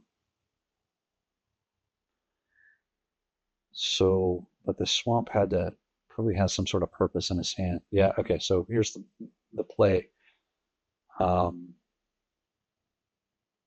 Ricky will animate the Raging Ravine, take care of Kaito, and then we'll just going to go ahead and move to end step, and the Overlord of the Mistmoors comes into play.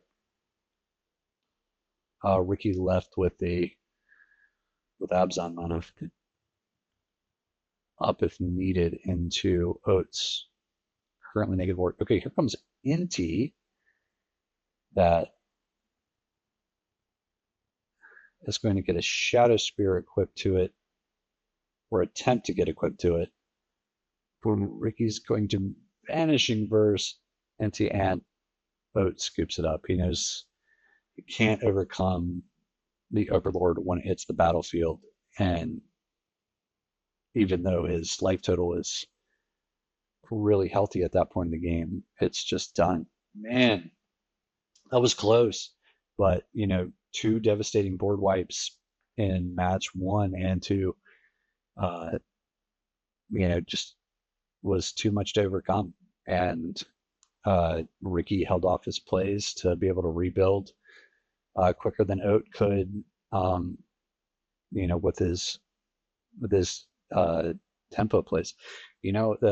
The Shinobi act didn't really break well for Oat, but I think imagine if Oat would have hit that Overlord of the Mistmoors or something like that. It's just a high variance card. But, just great play from both guys all the way around. But that will move Ricky on to the championship yet again. And we've got a rematch between him and Petch. Let's check it out. Okay, so now if you guys remember, Petch is on this Izzet shell that's all about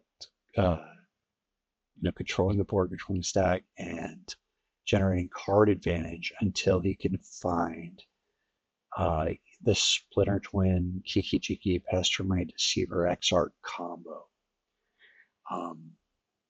So I think that Ricky is going to have to get off to a pretty fast start and put pressure on Pet before he can generate that card advantage and dig out the combo. That's the way to beat this deck.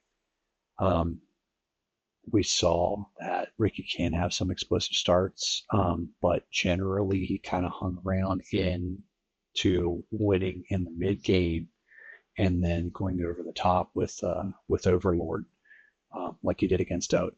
So Pet's going to start the game off here with his Serum Visions, doing exactly what he's finding. And I think I see a Pestermite right there, and he does have Kiki Jiki as opening hand as well. So, Pet's found the pieces. Now he just has to have the mana and the window to cast them. It looks like he also has Cold Steel Heart in his hand to get a little bit of mana acceleration going. This is a pretty strong hand. Pet could probably be happier with what he's got. Okay, and let's see what Ricky's got to. And Ricky's going to start off with a Chrome Mox and a Forest. He's going to tap 2 into a Sylvan Caryatid. Guys, this, I think I've seen Chrome Mox being underestimated in the cube, and it just absolutely should not be. You can see what kind of explosivity it has. This is a turn 1. He's going to have 3 mana available. Okay, so now on turn 2, he has 3 mana available. With this land drop, which is a plains, he's got 1, 2, 3, 4 going into Overlord of the Mistmoors. This is a turn 2 Overlord of the Mistmoors. So here comes the tokens, and this is exactly the kind of start that Ricky needs to have if he's going to put pressure on Pet. Pet did ramp up using the Cold Steel Heart. That dice is indicating he's got red mana. So now we've got 4 mana on Pet's side, and he casts the 1 ring to get the protection. Man, both decks are really firing on all cylinders right now. This couldn't be a better situation for him. So he taps 1, he draws a card, and bats back to Ricky. Ricky, now, it's going to take a moment. You actually see that. Okay, if we're going to hit the additional land drop and just pass the turn, there's not much Ricky can do with Pet having that ring protection in place. So Pet's going to take his 1 damage off the ring. Draw for turn. It looks like it's an in for polarity. We're going to draw 2 more cards off the ring.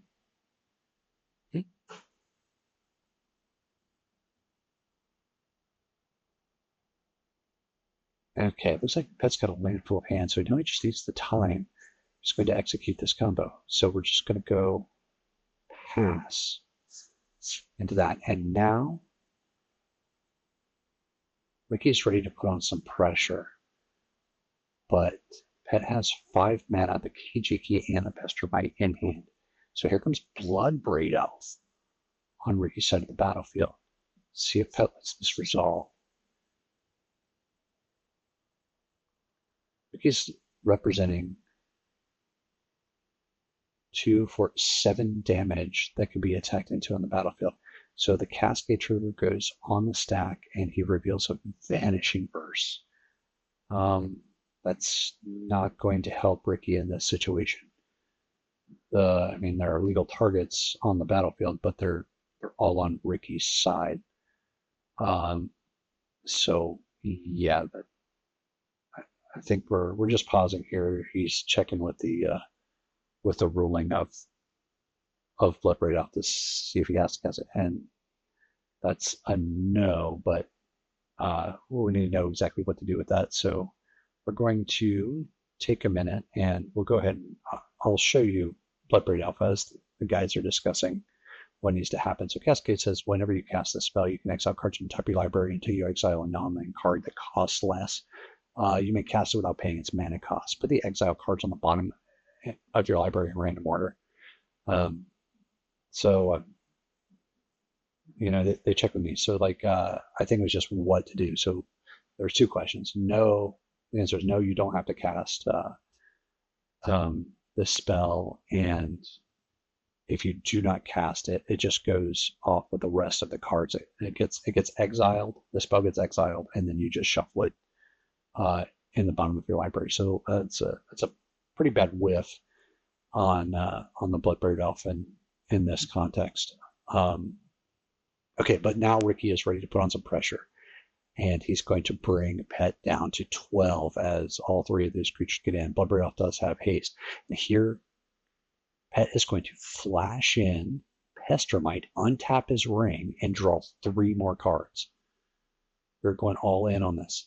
So now he's going to take 3 damage off of the ring. He's going to put him down to 9. And he's going to draw an additional 4 cards off the ring. He's got a massive grip, and here comes Kiki-Jiki off of the 5 mana. Jiki targets Pestermite, but Ricky's got the Solitude. Oof.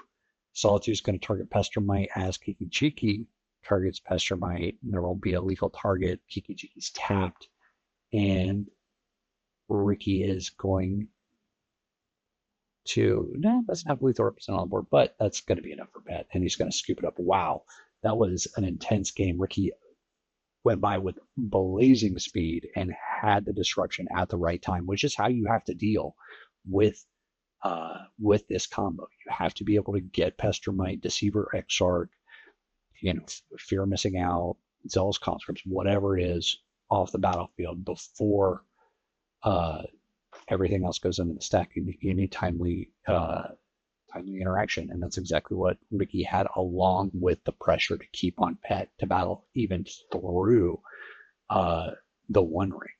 I mean, we saw some really great sequencing on both players, and then, I mean, the explosivity of both of these decks. This is what a championship round in a cube draft should look like. Great job, guys. Let's shuffle up and get into game 2. Okay, and now we got Pet back on the play, which I think is going to matter significantly in this matchup, because the more opportunity the Pet has to try and use his draw spells to dig out his combo before Ricky can essentially run him over, the better off he's going to be. He can't really spend too much time dirtling here before he can kind of have the opportunity to go for it. Like, if he can actually find the combo in Ricky's developing turns, and again, but Ricky's actually going to steal the play from Pet with a Gemstone Caverns. Oh man. Okay, so looks like Ricky's going to exile. No, he's got to get a land card. Yeah, he goes for the Seraph Paragon. I think we're going to... Okay, there we go. So Ricky drops a forest, and gets the Gemstones Governor online. Pet's going to just play an island and pass on his turn 1. Ricky's going to draw and get into his turn 2 and mana advantage Ricky despite being on the draw. Wow. So not exactly what Pet's want to see here, I'm sure. Interesting for that. Gemstone Cover's actually having mattering here in a matchup. Into Chrome Mox, which is going to exile the Sarah Paragon, and we got a turn 2 Knight of the Reliquary. Wow. So Ricky knows he needs to go fast, and his opening hand certainly allowed him to do so. That's going to go for a turn 2 Mana Rock here. He's going to play on red. Start with me just a moment. That is a Cold Steel Heart. Yeah, on turn 2 Cold Steel Heart. And Ricky's turn for his turn 3. Actually going to end up missing a land drop here. No, he's going to use the Knight of the Reliquary to sacrifice that Plains in order to find Urza's Saga, which will land on turn 1. So I believe he floated 1 white mana before sacrificing the Plains to the Knight. And see what we can do with that here and follow up. Trying, he's certainly going to want to put some pressure on the board. But Urza's Saga is going to help with that as he makes the constructs off of it. He does have 1 artifact in play as well. So with the white mana, he hasn't done anything quite yet. So he's got a Ruckus. Okay, so nothing going aside from activating the Knight of the Reliquary on that turn. Pet is just going to play an island and pass. Looks like he's got Factor Friction in his hand as well as Narset. So I think he's wanting to use his turn probably to Factor Friction here. Ricky found a forest, and now we have 4 mana available. Okay, the Knight of the Reliquary is going to get in for 3 damage. And yeah, Pet is going to play Factor Fiction at the end of the turn, revealing 2 lands, Mana Leak, Vendilion Click, and Pestermite. So this is an interesting, always interesting whenever you cast Factor Fiction. As your opponent's forced to make 2 piles out of these cards, and you get to choose which one it is. So at this point, in the match, Ricky knows that Pet is on Splinter Twin, so the Pestermite is definitely the key card here in this matchup. So gonna have to figure out something to make a less than profitable choice if we're going to give Pet that key combo piece. The Vendilion Click is also pretty valuable in the matchup too, as it can kind of clear the way for Pet to get his combo off as sort of Thoughtseize effect. But it looks like Pet is going to ditch the Pestermite and opt for the Mana Leak and the Pestermite. Maybe he's wanting, he's valuing the Disruption more, thinking that he's going to have to stay alive more, and he doesn't have any other combo piece in his hand at the moment. Just the card draw effects, the Mana Leak, and now the V-Click. So with Pets, we're just going to continue to develop the mana base and pass the turn out for Pets. So we're now on 5 mana. So I think let's make the right move here to value his land drops, but here comes some significant pressure from Ricky's side of the battlefield. The Knight of the Reliquary grows for every land in the yard for him. So with the Urza Saga eventually going to take up, that's going to grow the Knight of the Reliquary here once it completely triggers out. So now that it's rolled up to 3, Ricky's got a decision to make as to what he's going to do with it, and it looks like it's just going to be to make a construct token. that will grow the existing construct on the battlefield. So now his constructs are 1, 2, 3 threes, but he gets to get his Shadow Spear out of the library to make them 4/4s. As I mentioned, Urza's Saga is going to hit the graveyard and also turn his Untitled Reliquary into a 4/4 as well. So unless Pet does something, I don't know if he has any disruption in his hand at the moment. He's going to be taking some significant damage off of the knight and the construct. He can also equip the Shadow Spear if he wants to go for that. Probably just for every point of damage is going to matter on Pet's side. I don't think the life gain is going to be too relevant. But so it looks like he's not going to equip the Shadow Spear. He's going to like to hold up the mana. Or he's going to go to combat and then see if Pet's going to hit a response. Looks like not. We're just going to go straight to declaring attackers. And before damage is dealt, Pet's going to fire off the V-click, or at least before blockers.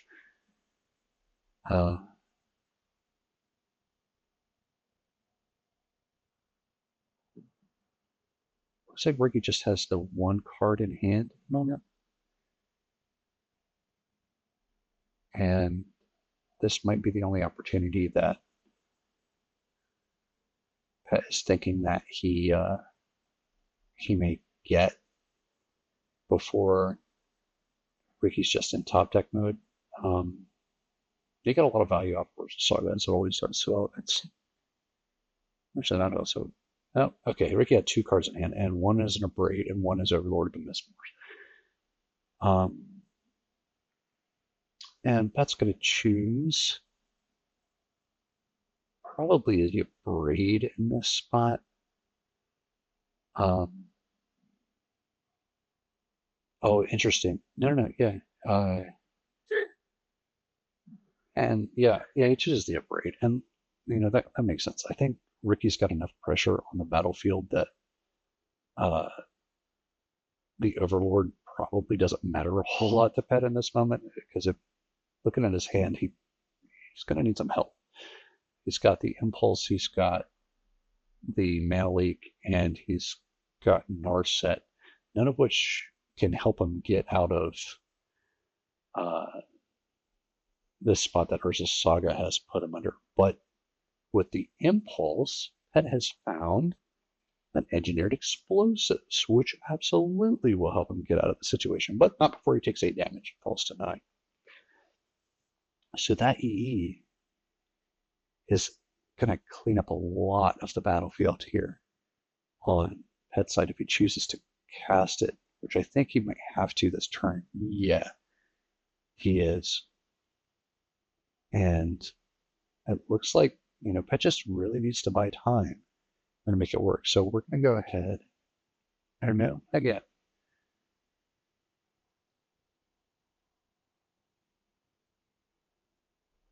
Yeah.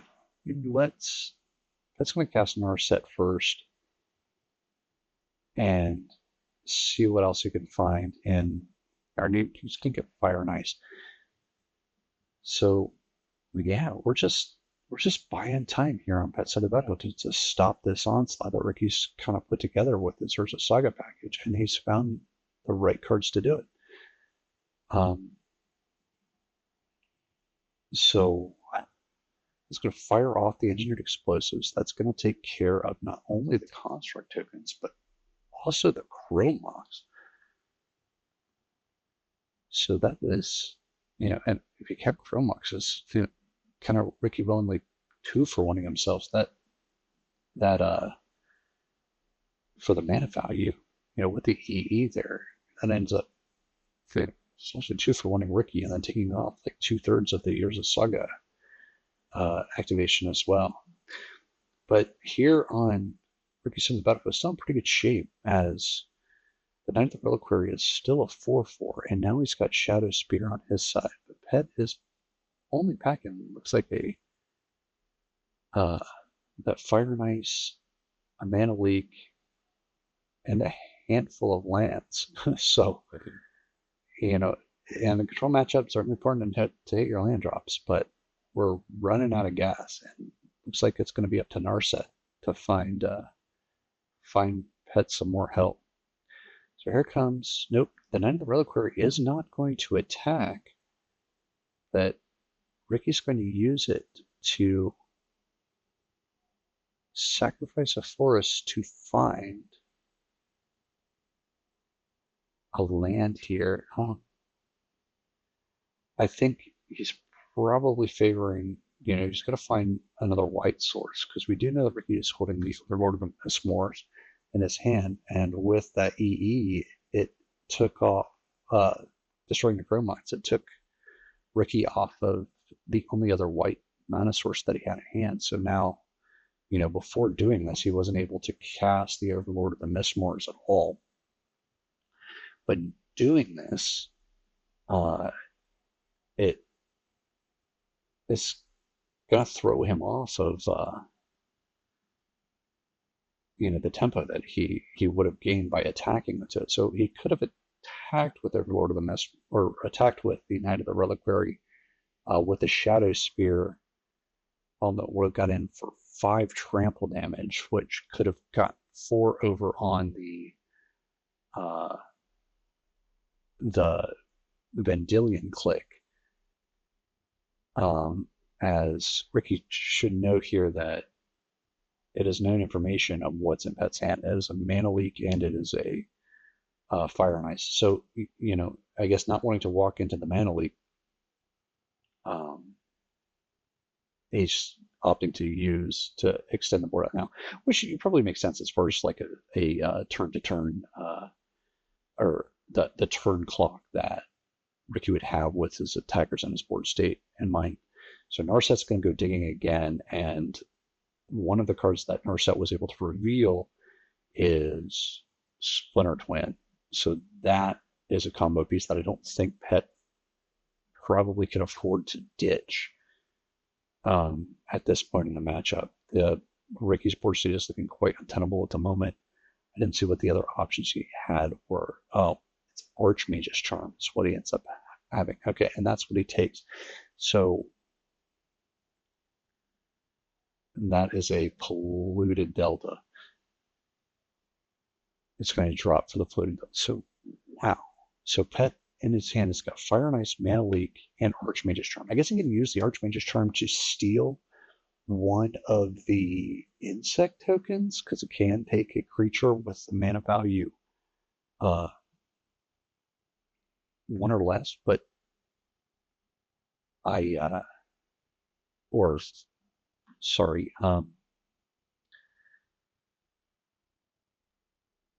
1 or less, that's correct. So he could do that, but that's probably not the ideal situation for him to do either. So I probably just wants to use it to draw more cards to try and find another kind of time lock effect, or something that's going to buy him another turn. So yeah, he's going to use, after Ricky's going to equip the Knight of the Reliquary, it's going to get tapped down by ice. Pet's going to take 2 and trade one of the insect tokens for the V-click. It's the shop, and Overlord ticks down, and that's going to be a significant clock here. So we're racing the Overlord clock here. Pet's going to fall on the fetch to 6. And now we're still staring down lethal on, or Pet's still staring down lethal on Ricky's side of the board. So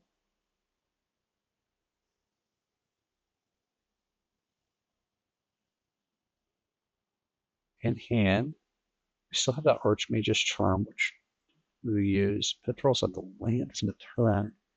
He's been kind of battling these lands for a while now. Oh, he does have a Cryptic Command in hand. Okay, so, That's probably the thing he's got all the time in the world at the moment. Okay, yeah. So there's Cryptic Command, which is going to come down. It's going to tap down Ricky's team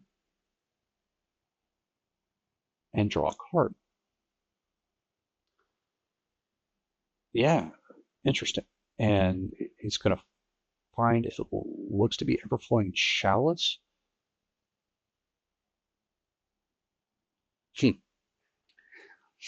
That still needs a way to win this game. So he's just gonna keep digging through his library.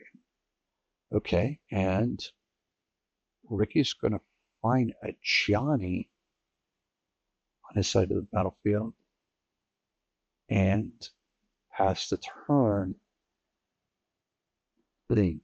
But I think this could be a key point to match up. Ricky did miss the Overlord of the Mistmore's trigger. It should have one less countdown on it. I think I was watching it either. I'm going to take a look and see if that's a May ability. It is not a May ability, but it is a miss trigger on Ricky's side of the battlefield. I think that could be quite significant. So Pet is going to cast Warrior Revealed on his turn, hit his land drop, and then cast the One Ring, buying himself yet another turn to evade lethal. Wow. So, and now I believe Pet has found the Deceiver Exarch in his hand as well. He did not use the One Ring's ability. So now in hand, we have Tameo, Serum Visions, Mana Leak, Deceiver Exarch, and some more lands. And now it's counting the library time for Pet. How many cards left can we afford to draw? Now he did ended up shuffling some at the bottom of his library as well. So I think that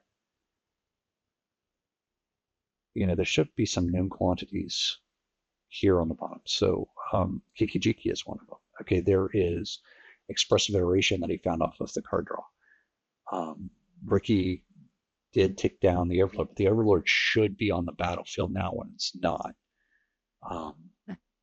So this could be significant, but I think Pet still needs to buy more turns because he doesn't have all his combo pieces. Like, so first off, we're going to start with a Serum Visions, see what we can find. There is Splinter Twin in the draw, or that he found off the scribe. Looks like he found Subtlety off of the initial draw card off of Serum Vision. So now he's scrying 2 and deciding what to put on the top or the bottom. He's going to win the game. He's going to need to cast Splinter Twin. There's no other way that he can win without his combo here. Double checking the library. Yeah, you will die if you mill yourself out. Despite how many turns you end up buying for yourself.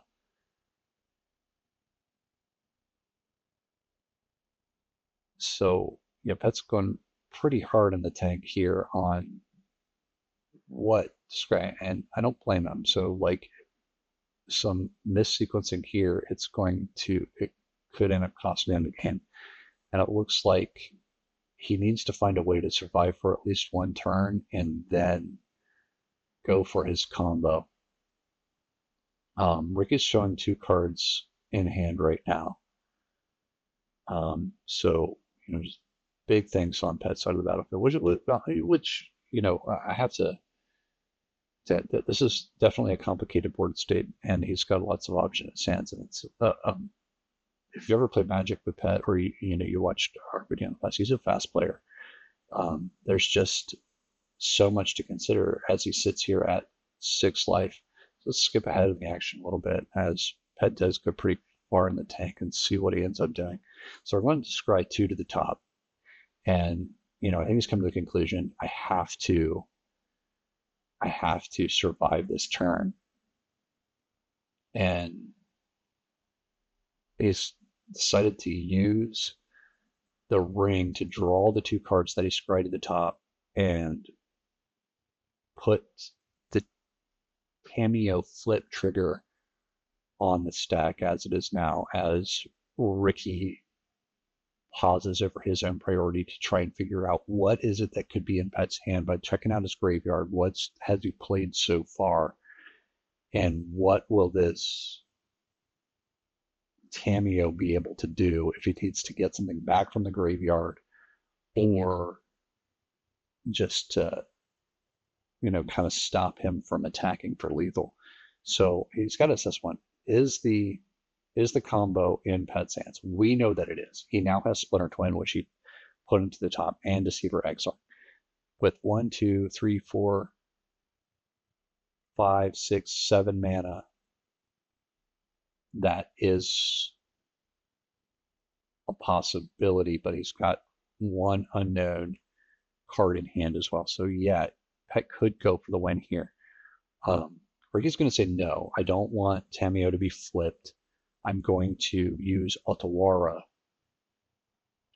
to stop that from happening. So now Pet's got to decide, is he going to try and jam the combo into Ricky's one unknown card, or are we going to try and buy one more turn? And he decides to buy the turn. And here comes Tamiyo right back down. But he can't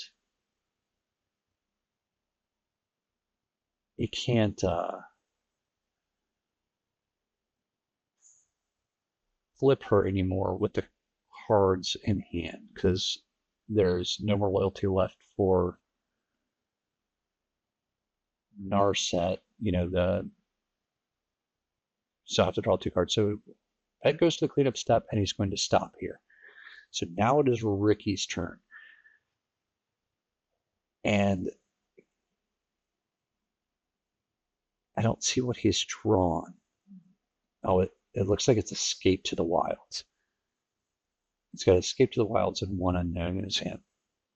Yeah, but this is kind of key here, because if he hadn't missed that Overlord trigger, that would have been in the battlefield right now and able to attack. Deceiver Exarch is going to come down and tap the Knight of the Reliquary at the beginning, or in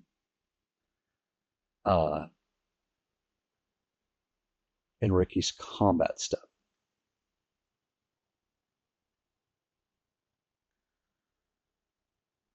So Ricky's doing the math on what he can attack through, and he needs to find 4 damage in order to kill Pet during his upkeep with the ring with the ring trigger. So with the Knight of the Reliquary being off of that, it doesn't appear to be the case that he could find it, because now it's the Exarch and Tamiyo are now blockers, but we also know that Pet has Subtlety at hand. Yeah. So it's going to be quite hard to be able to find it. So we're in the combat step, and it looks like Ricky's going to use the Knight of the Reliquary to find another land.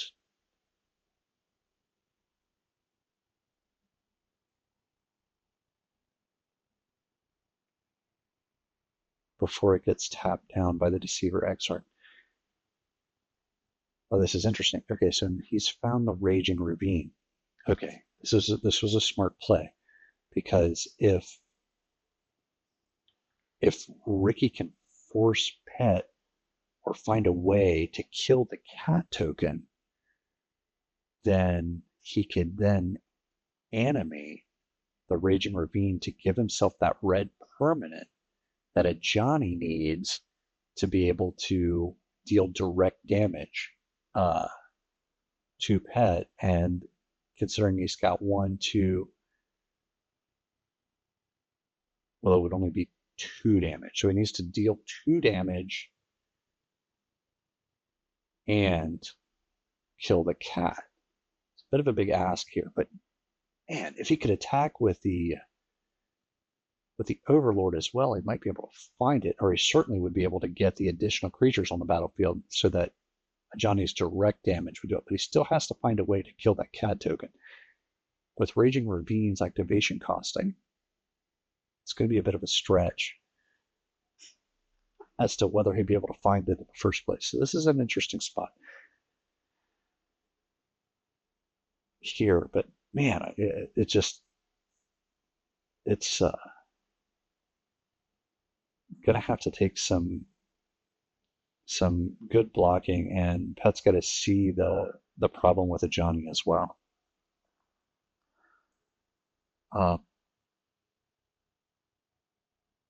So no new creatures were being played, so we're not going to get the full value of this. So Subtlety is just going to come down as a flash creature. Yeah, okay. Yeah, you don't want to kill the cat. Okay, so yeah, blocking just like that, and 0 damage is taken. Wow, yeah, no, it was great on Pet for seeing the correct blocks here. Now Ricky has got to get the Deceiver Exarch off the battlefield. What I guess he doesn't inherently know that Splinter Twin is in hand right now. Oh, and so we're going to go ahead and cast Escape to the Wilds and reveal the top 5 on the top of the library. And it's exiled, so it should be face up here. Yeah, and we've got like Solitude was shown, but I imagine that would be fired off if it was able to be done. So Pet's just going to untap. He's going to take the ring damage, and he shows Ricky that he's got Splinter Twin, and that's game 2. And that was a tricky spot. Given that Pet had the subtlety in hand, I don't think the Overlord would have totally mattered in that situation, because the tokens that the Overlord makes would not be attacking. So Ricky would have had to find 4 damage. Yeah, the miss trigger was, I'm sure, I talked to Ricky afterwards, something that he regretted, but I think that, Pet just kind of had the answers, and I don't think that would have won him the game.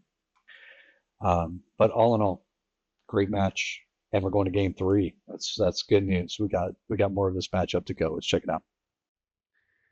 All right, so we got Ricky back here on the play, and I think his plan is obviously going to still say the same thing. He's got to finish the job before Pet finds his combo. Okay, I think we're both happy with our hands, and we're both keeping 7 here. So let's see how we can get started. Ricky's going to just play a tap Triome and pass. He has a 5-color deck. He's got to fix his mana as soon as possible, and Pet is getting to work right away with the Serum Visions. Looks like he drew a fetch land, and he's got to decide what he wants to do with the Scry after. It looks like I see Jason Mind Sculptor in one of the card, and we're going top. So it's not going to be great news for Ricky. Looking at the rest of his hands, we've got Fire and Ice and Kiki Jiki to end the standby, as well as a handful of other lands. So I think Pet was looking for that Serum Visions to fix his draw a little bit, to avoid flooding out altogether, and it did exactly that. Finding him not only the fetch land, but 2 custom spells. So it looks like Ricky, on the other hand, is going to go fetch Shock for a Breeding Pool. And we're going to play a turn 2. Hold off a little bit, let Pet finish shuffling the deck. Get the cards here back there. So turn 2, Personic Pride. Pride Mage. Yeah, this is a good aggressive start for Ricky, as that thing hits for 3 a turn, and as it's able to sacrifice to destroy an enchantment, it can be a Splinter Twin Disruptor. Sequencing is going to be a little bit different there, but it is a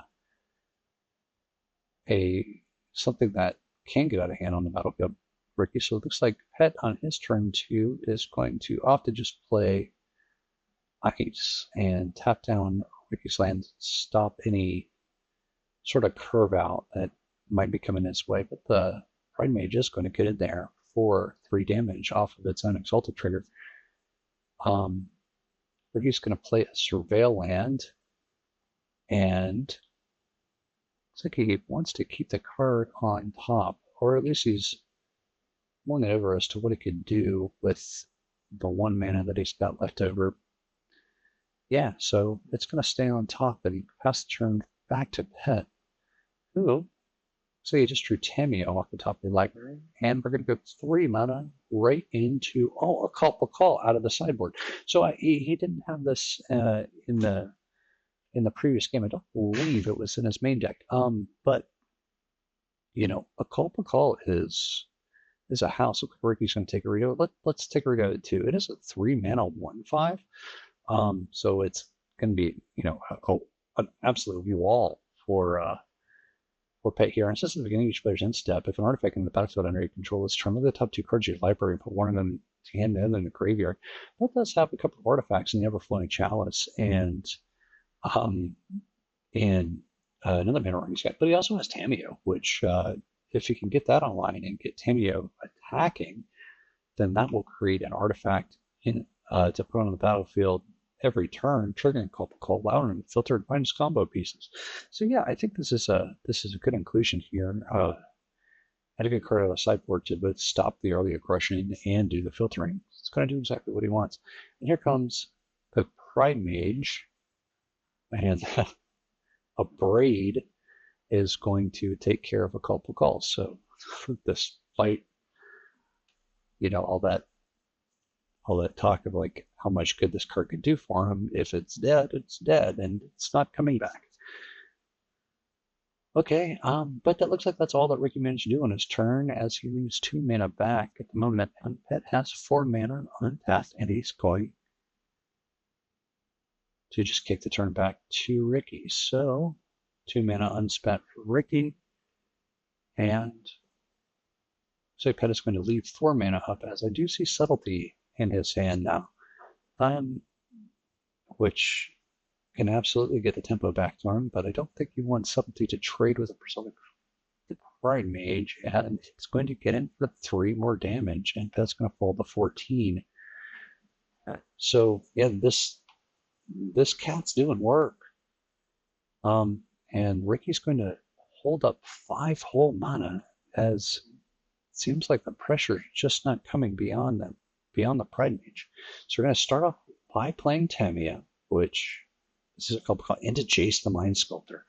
Ooh, this is a great combination here. And Pet is going to call, I believe he's going to call Braidstorm off of Jace, which would be quite the boon for him, because once he activates Jace, it's going to be able to draw 3 cards off of its Brainstorm ability, and that will trigger Tamiyo to flip Tamiyo. But so there's a bit of a positive reaction. Ricky does have 5 whole mana left untapped, so you see probably some sort of response here to put a stop to this. Yeah, and there's the Vanishing Verse to exile Tamiyo. Probably good to use it here. A flip Tamiyo is definitely going to be hard to deal with. Using the Vanishing Verse is going to allow Ricky on the crackback to kill Jace if he so chooses to. So that's a pretty good handler for that. But Ricky's still not utilizing all of his mana, which might catch up to him in the long of it. He just used 2 mana there to take care of the Vanishing Verse and end up with 4 unspent mana.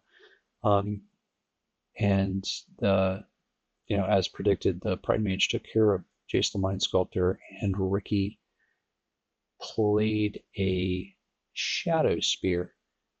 Well, probably not ideal sequencing there unless he really wants to leave up those 5 mana, which could be the Solitude. He could be hanging on the Solitude just in case Pet tries to that. But okay, now that the Pride Mage is going to go face, Ricky will be able to, or will equip the Shadow Spear and attack into him and bring his life total back up to 21. We all know, Ricky included now at this moment, that his life total isn't really relevant because the game is just either Pet is dead or Pet has a combo and Ricky is dead regardless of life total, as it is an infinite combo.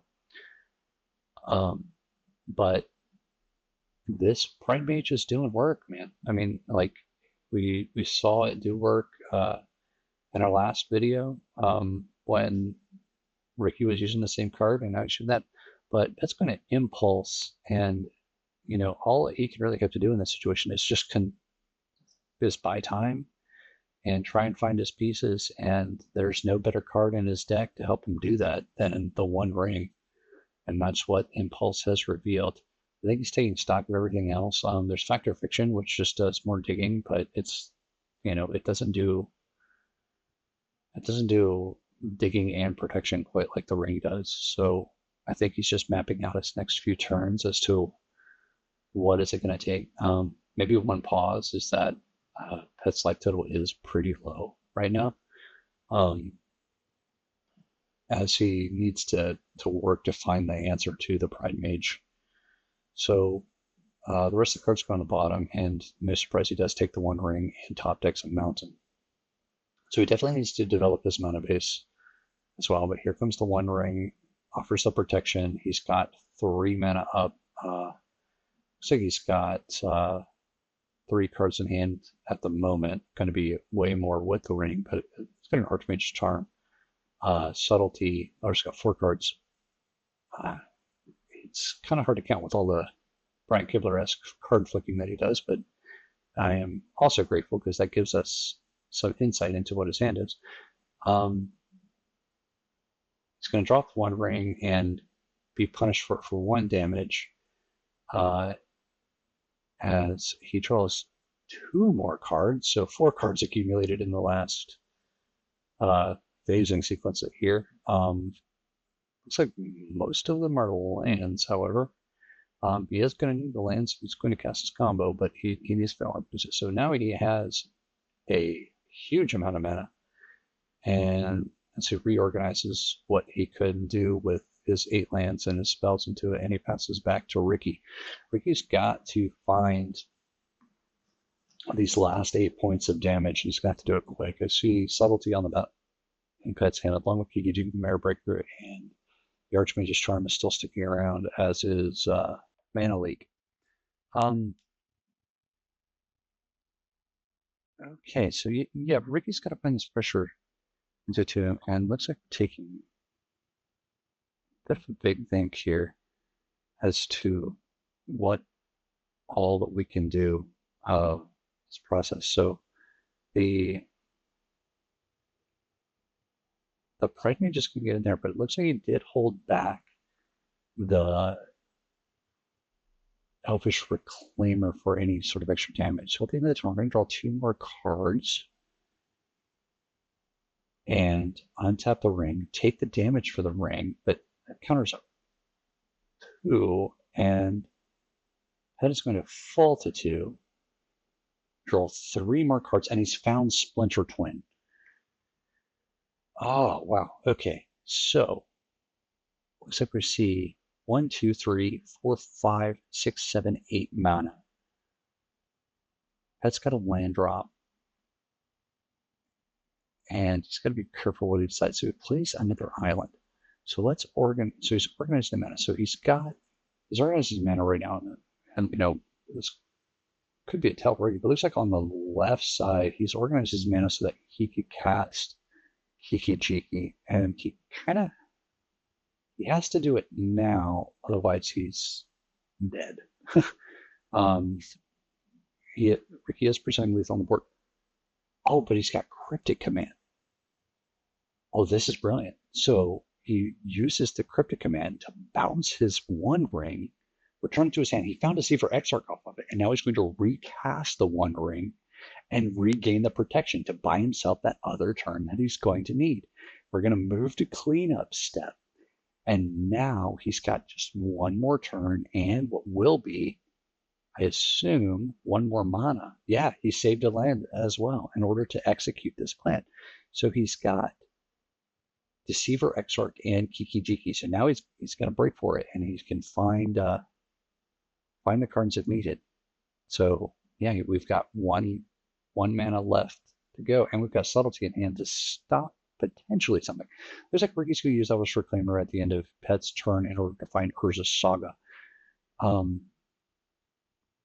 That's going to tick up to 2 after Ricky's draw step here. So the construct tokens are now online, but and it's good. And I see 1, 2 lands, I think, in the graveyard. So Elvish Reclaimer's not pumped up yet. Ricky just passes back the turn with all of his mana available. So if Pet goes for it here, he's going to wait. Pet just drew. He top decked Pestromite. And he drew 2 more off of that. Okay, so the mana's in place. Oh, okay. So we have Deceiver Exarch, Kiki-Jiki, and Pestromite, and he just organized his lands. With the untapped triggers, he's going to be able to cast all 3 of these spells. Ricky has, it's like 2 cards, 3 cards. He has 3 cards in hand. With that, he's going to need, with a proper sequencing, if Pet can do it, that means Ricky would need 2 different removal spells out of the 3 cards in his hand in order to do it. Okay, so here comes Deceiver Exarch, untapping a mountain into Kiki-Jiki. So this is, and Kiki-Jiki's going to tap to target the Deceiver Exarch, right? And here Pet's going for the win.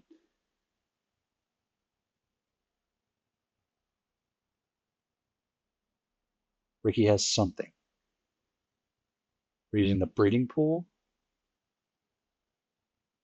We're going to tap 4. Is this Otawara? Yeah. He's going to Otawara Kiki-Jiki. So looking at how Pet tapped his mana, he's not going to be able to recast it. However,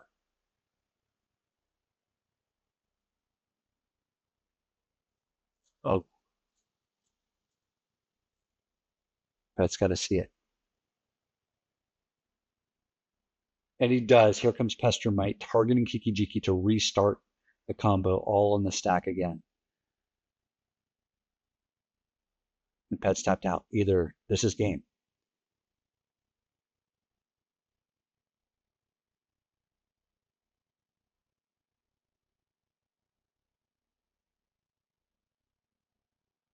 Yeah, Pride Mage can't help you out here. Ricky's going deep in the tank. Does he have an answer for this? Wow. Going to use the Reclaimer to find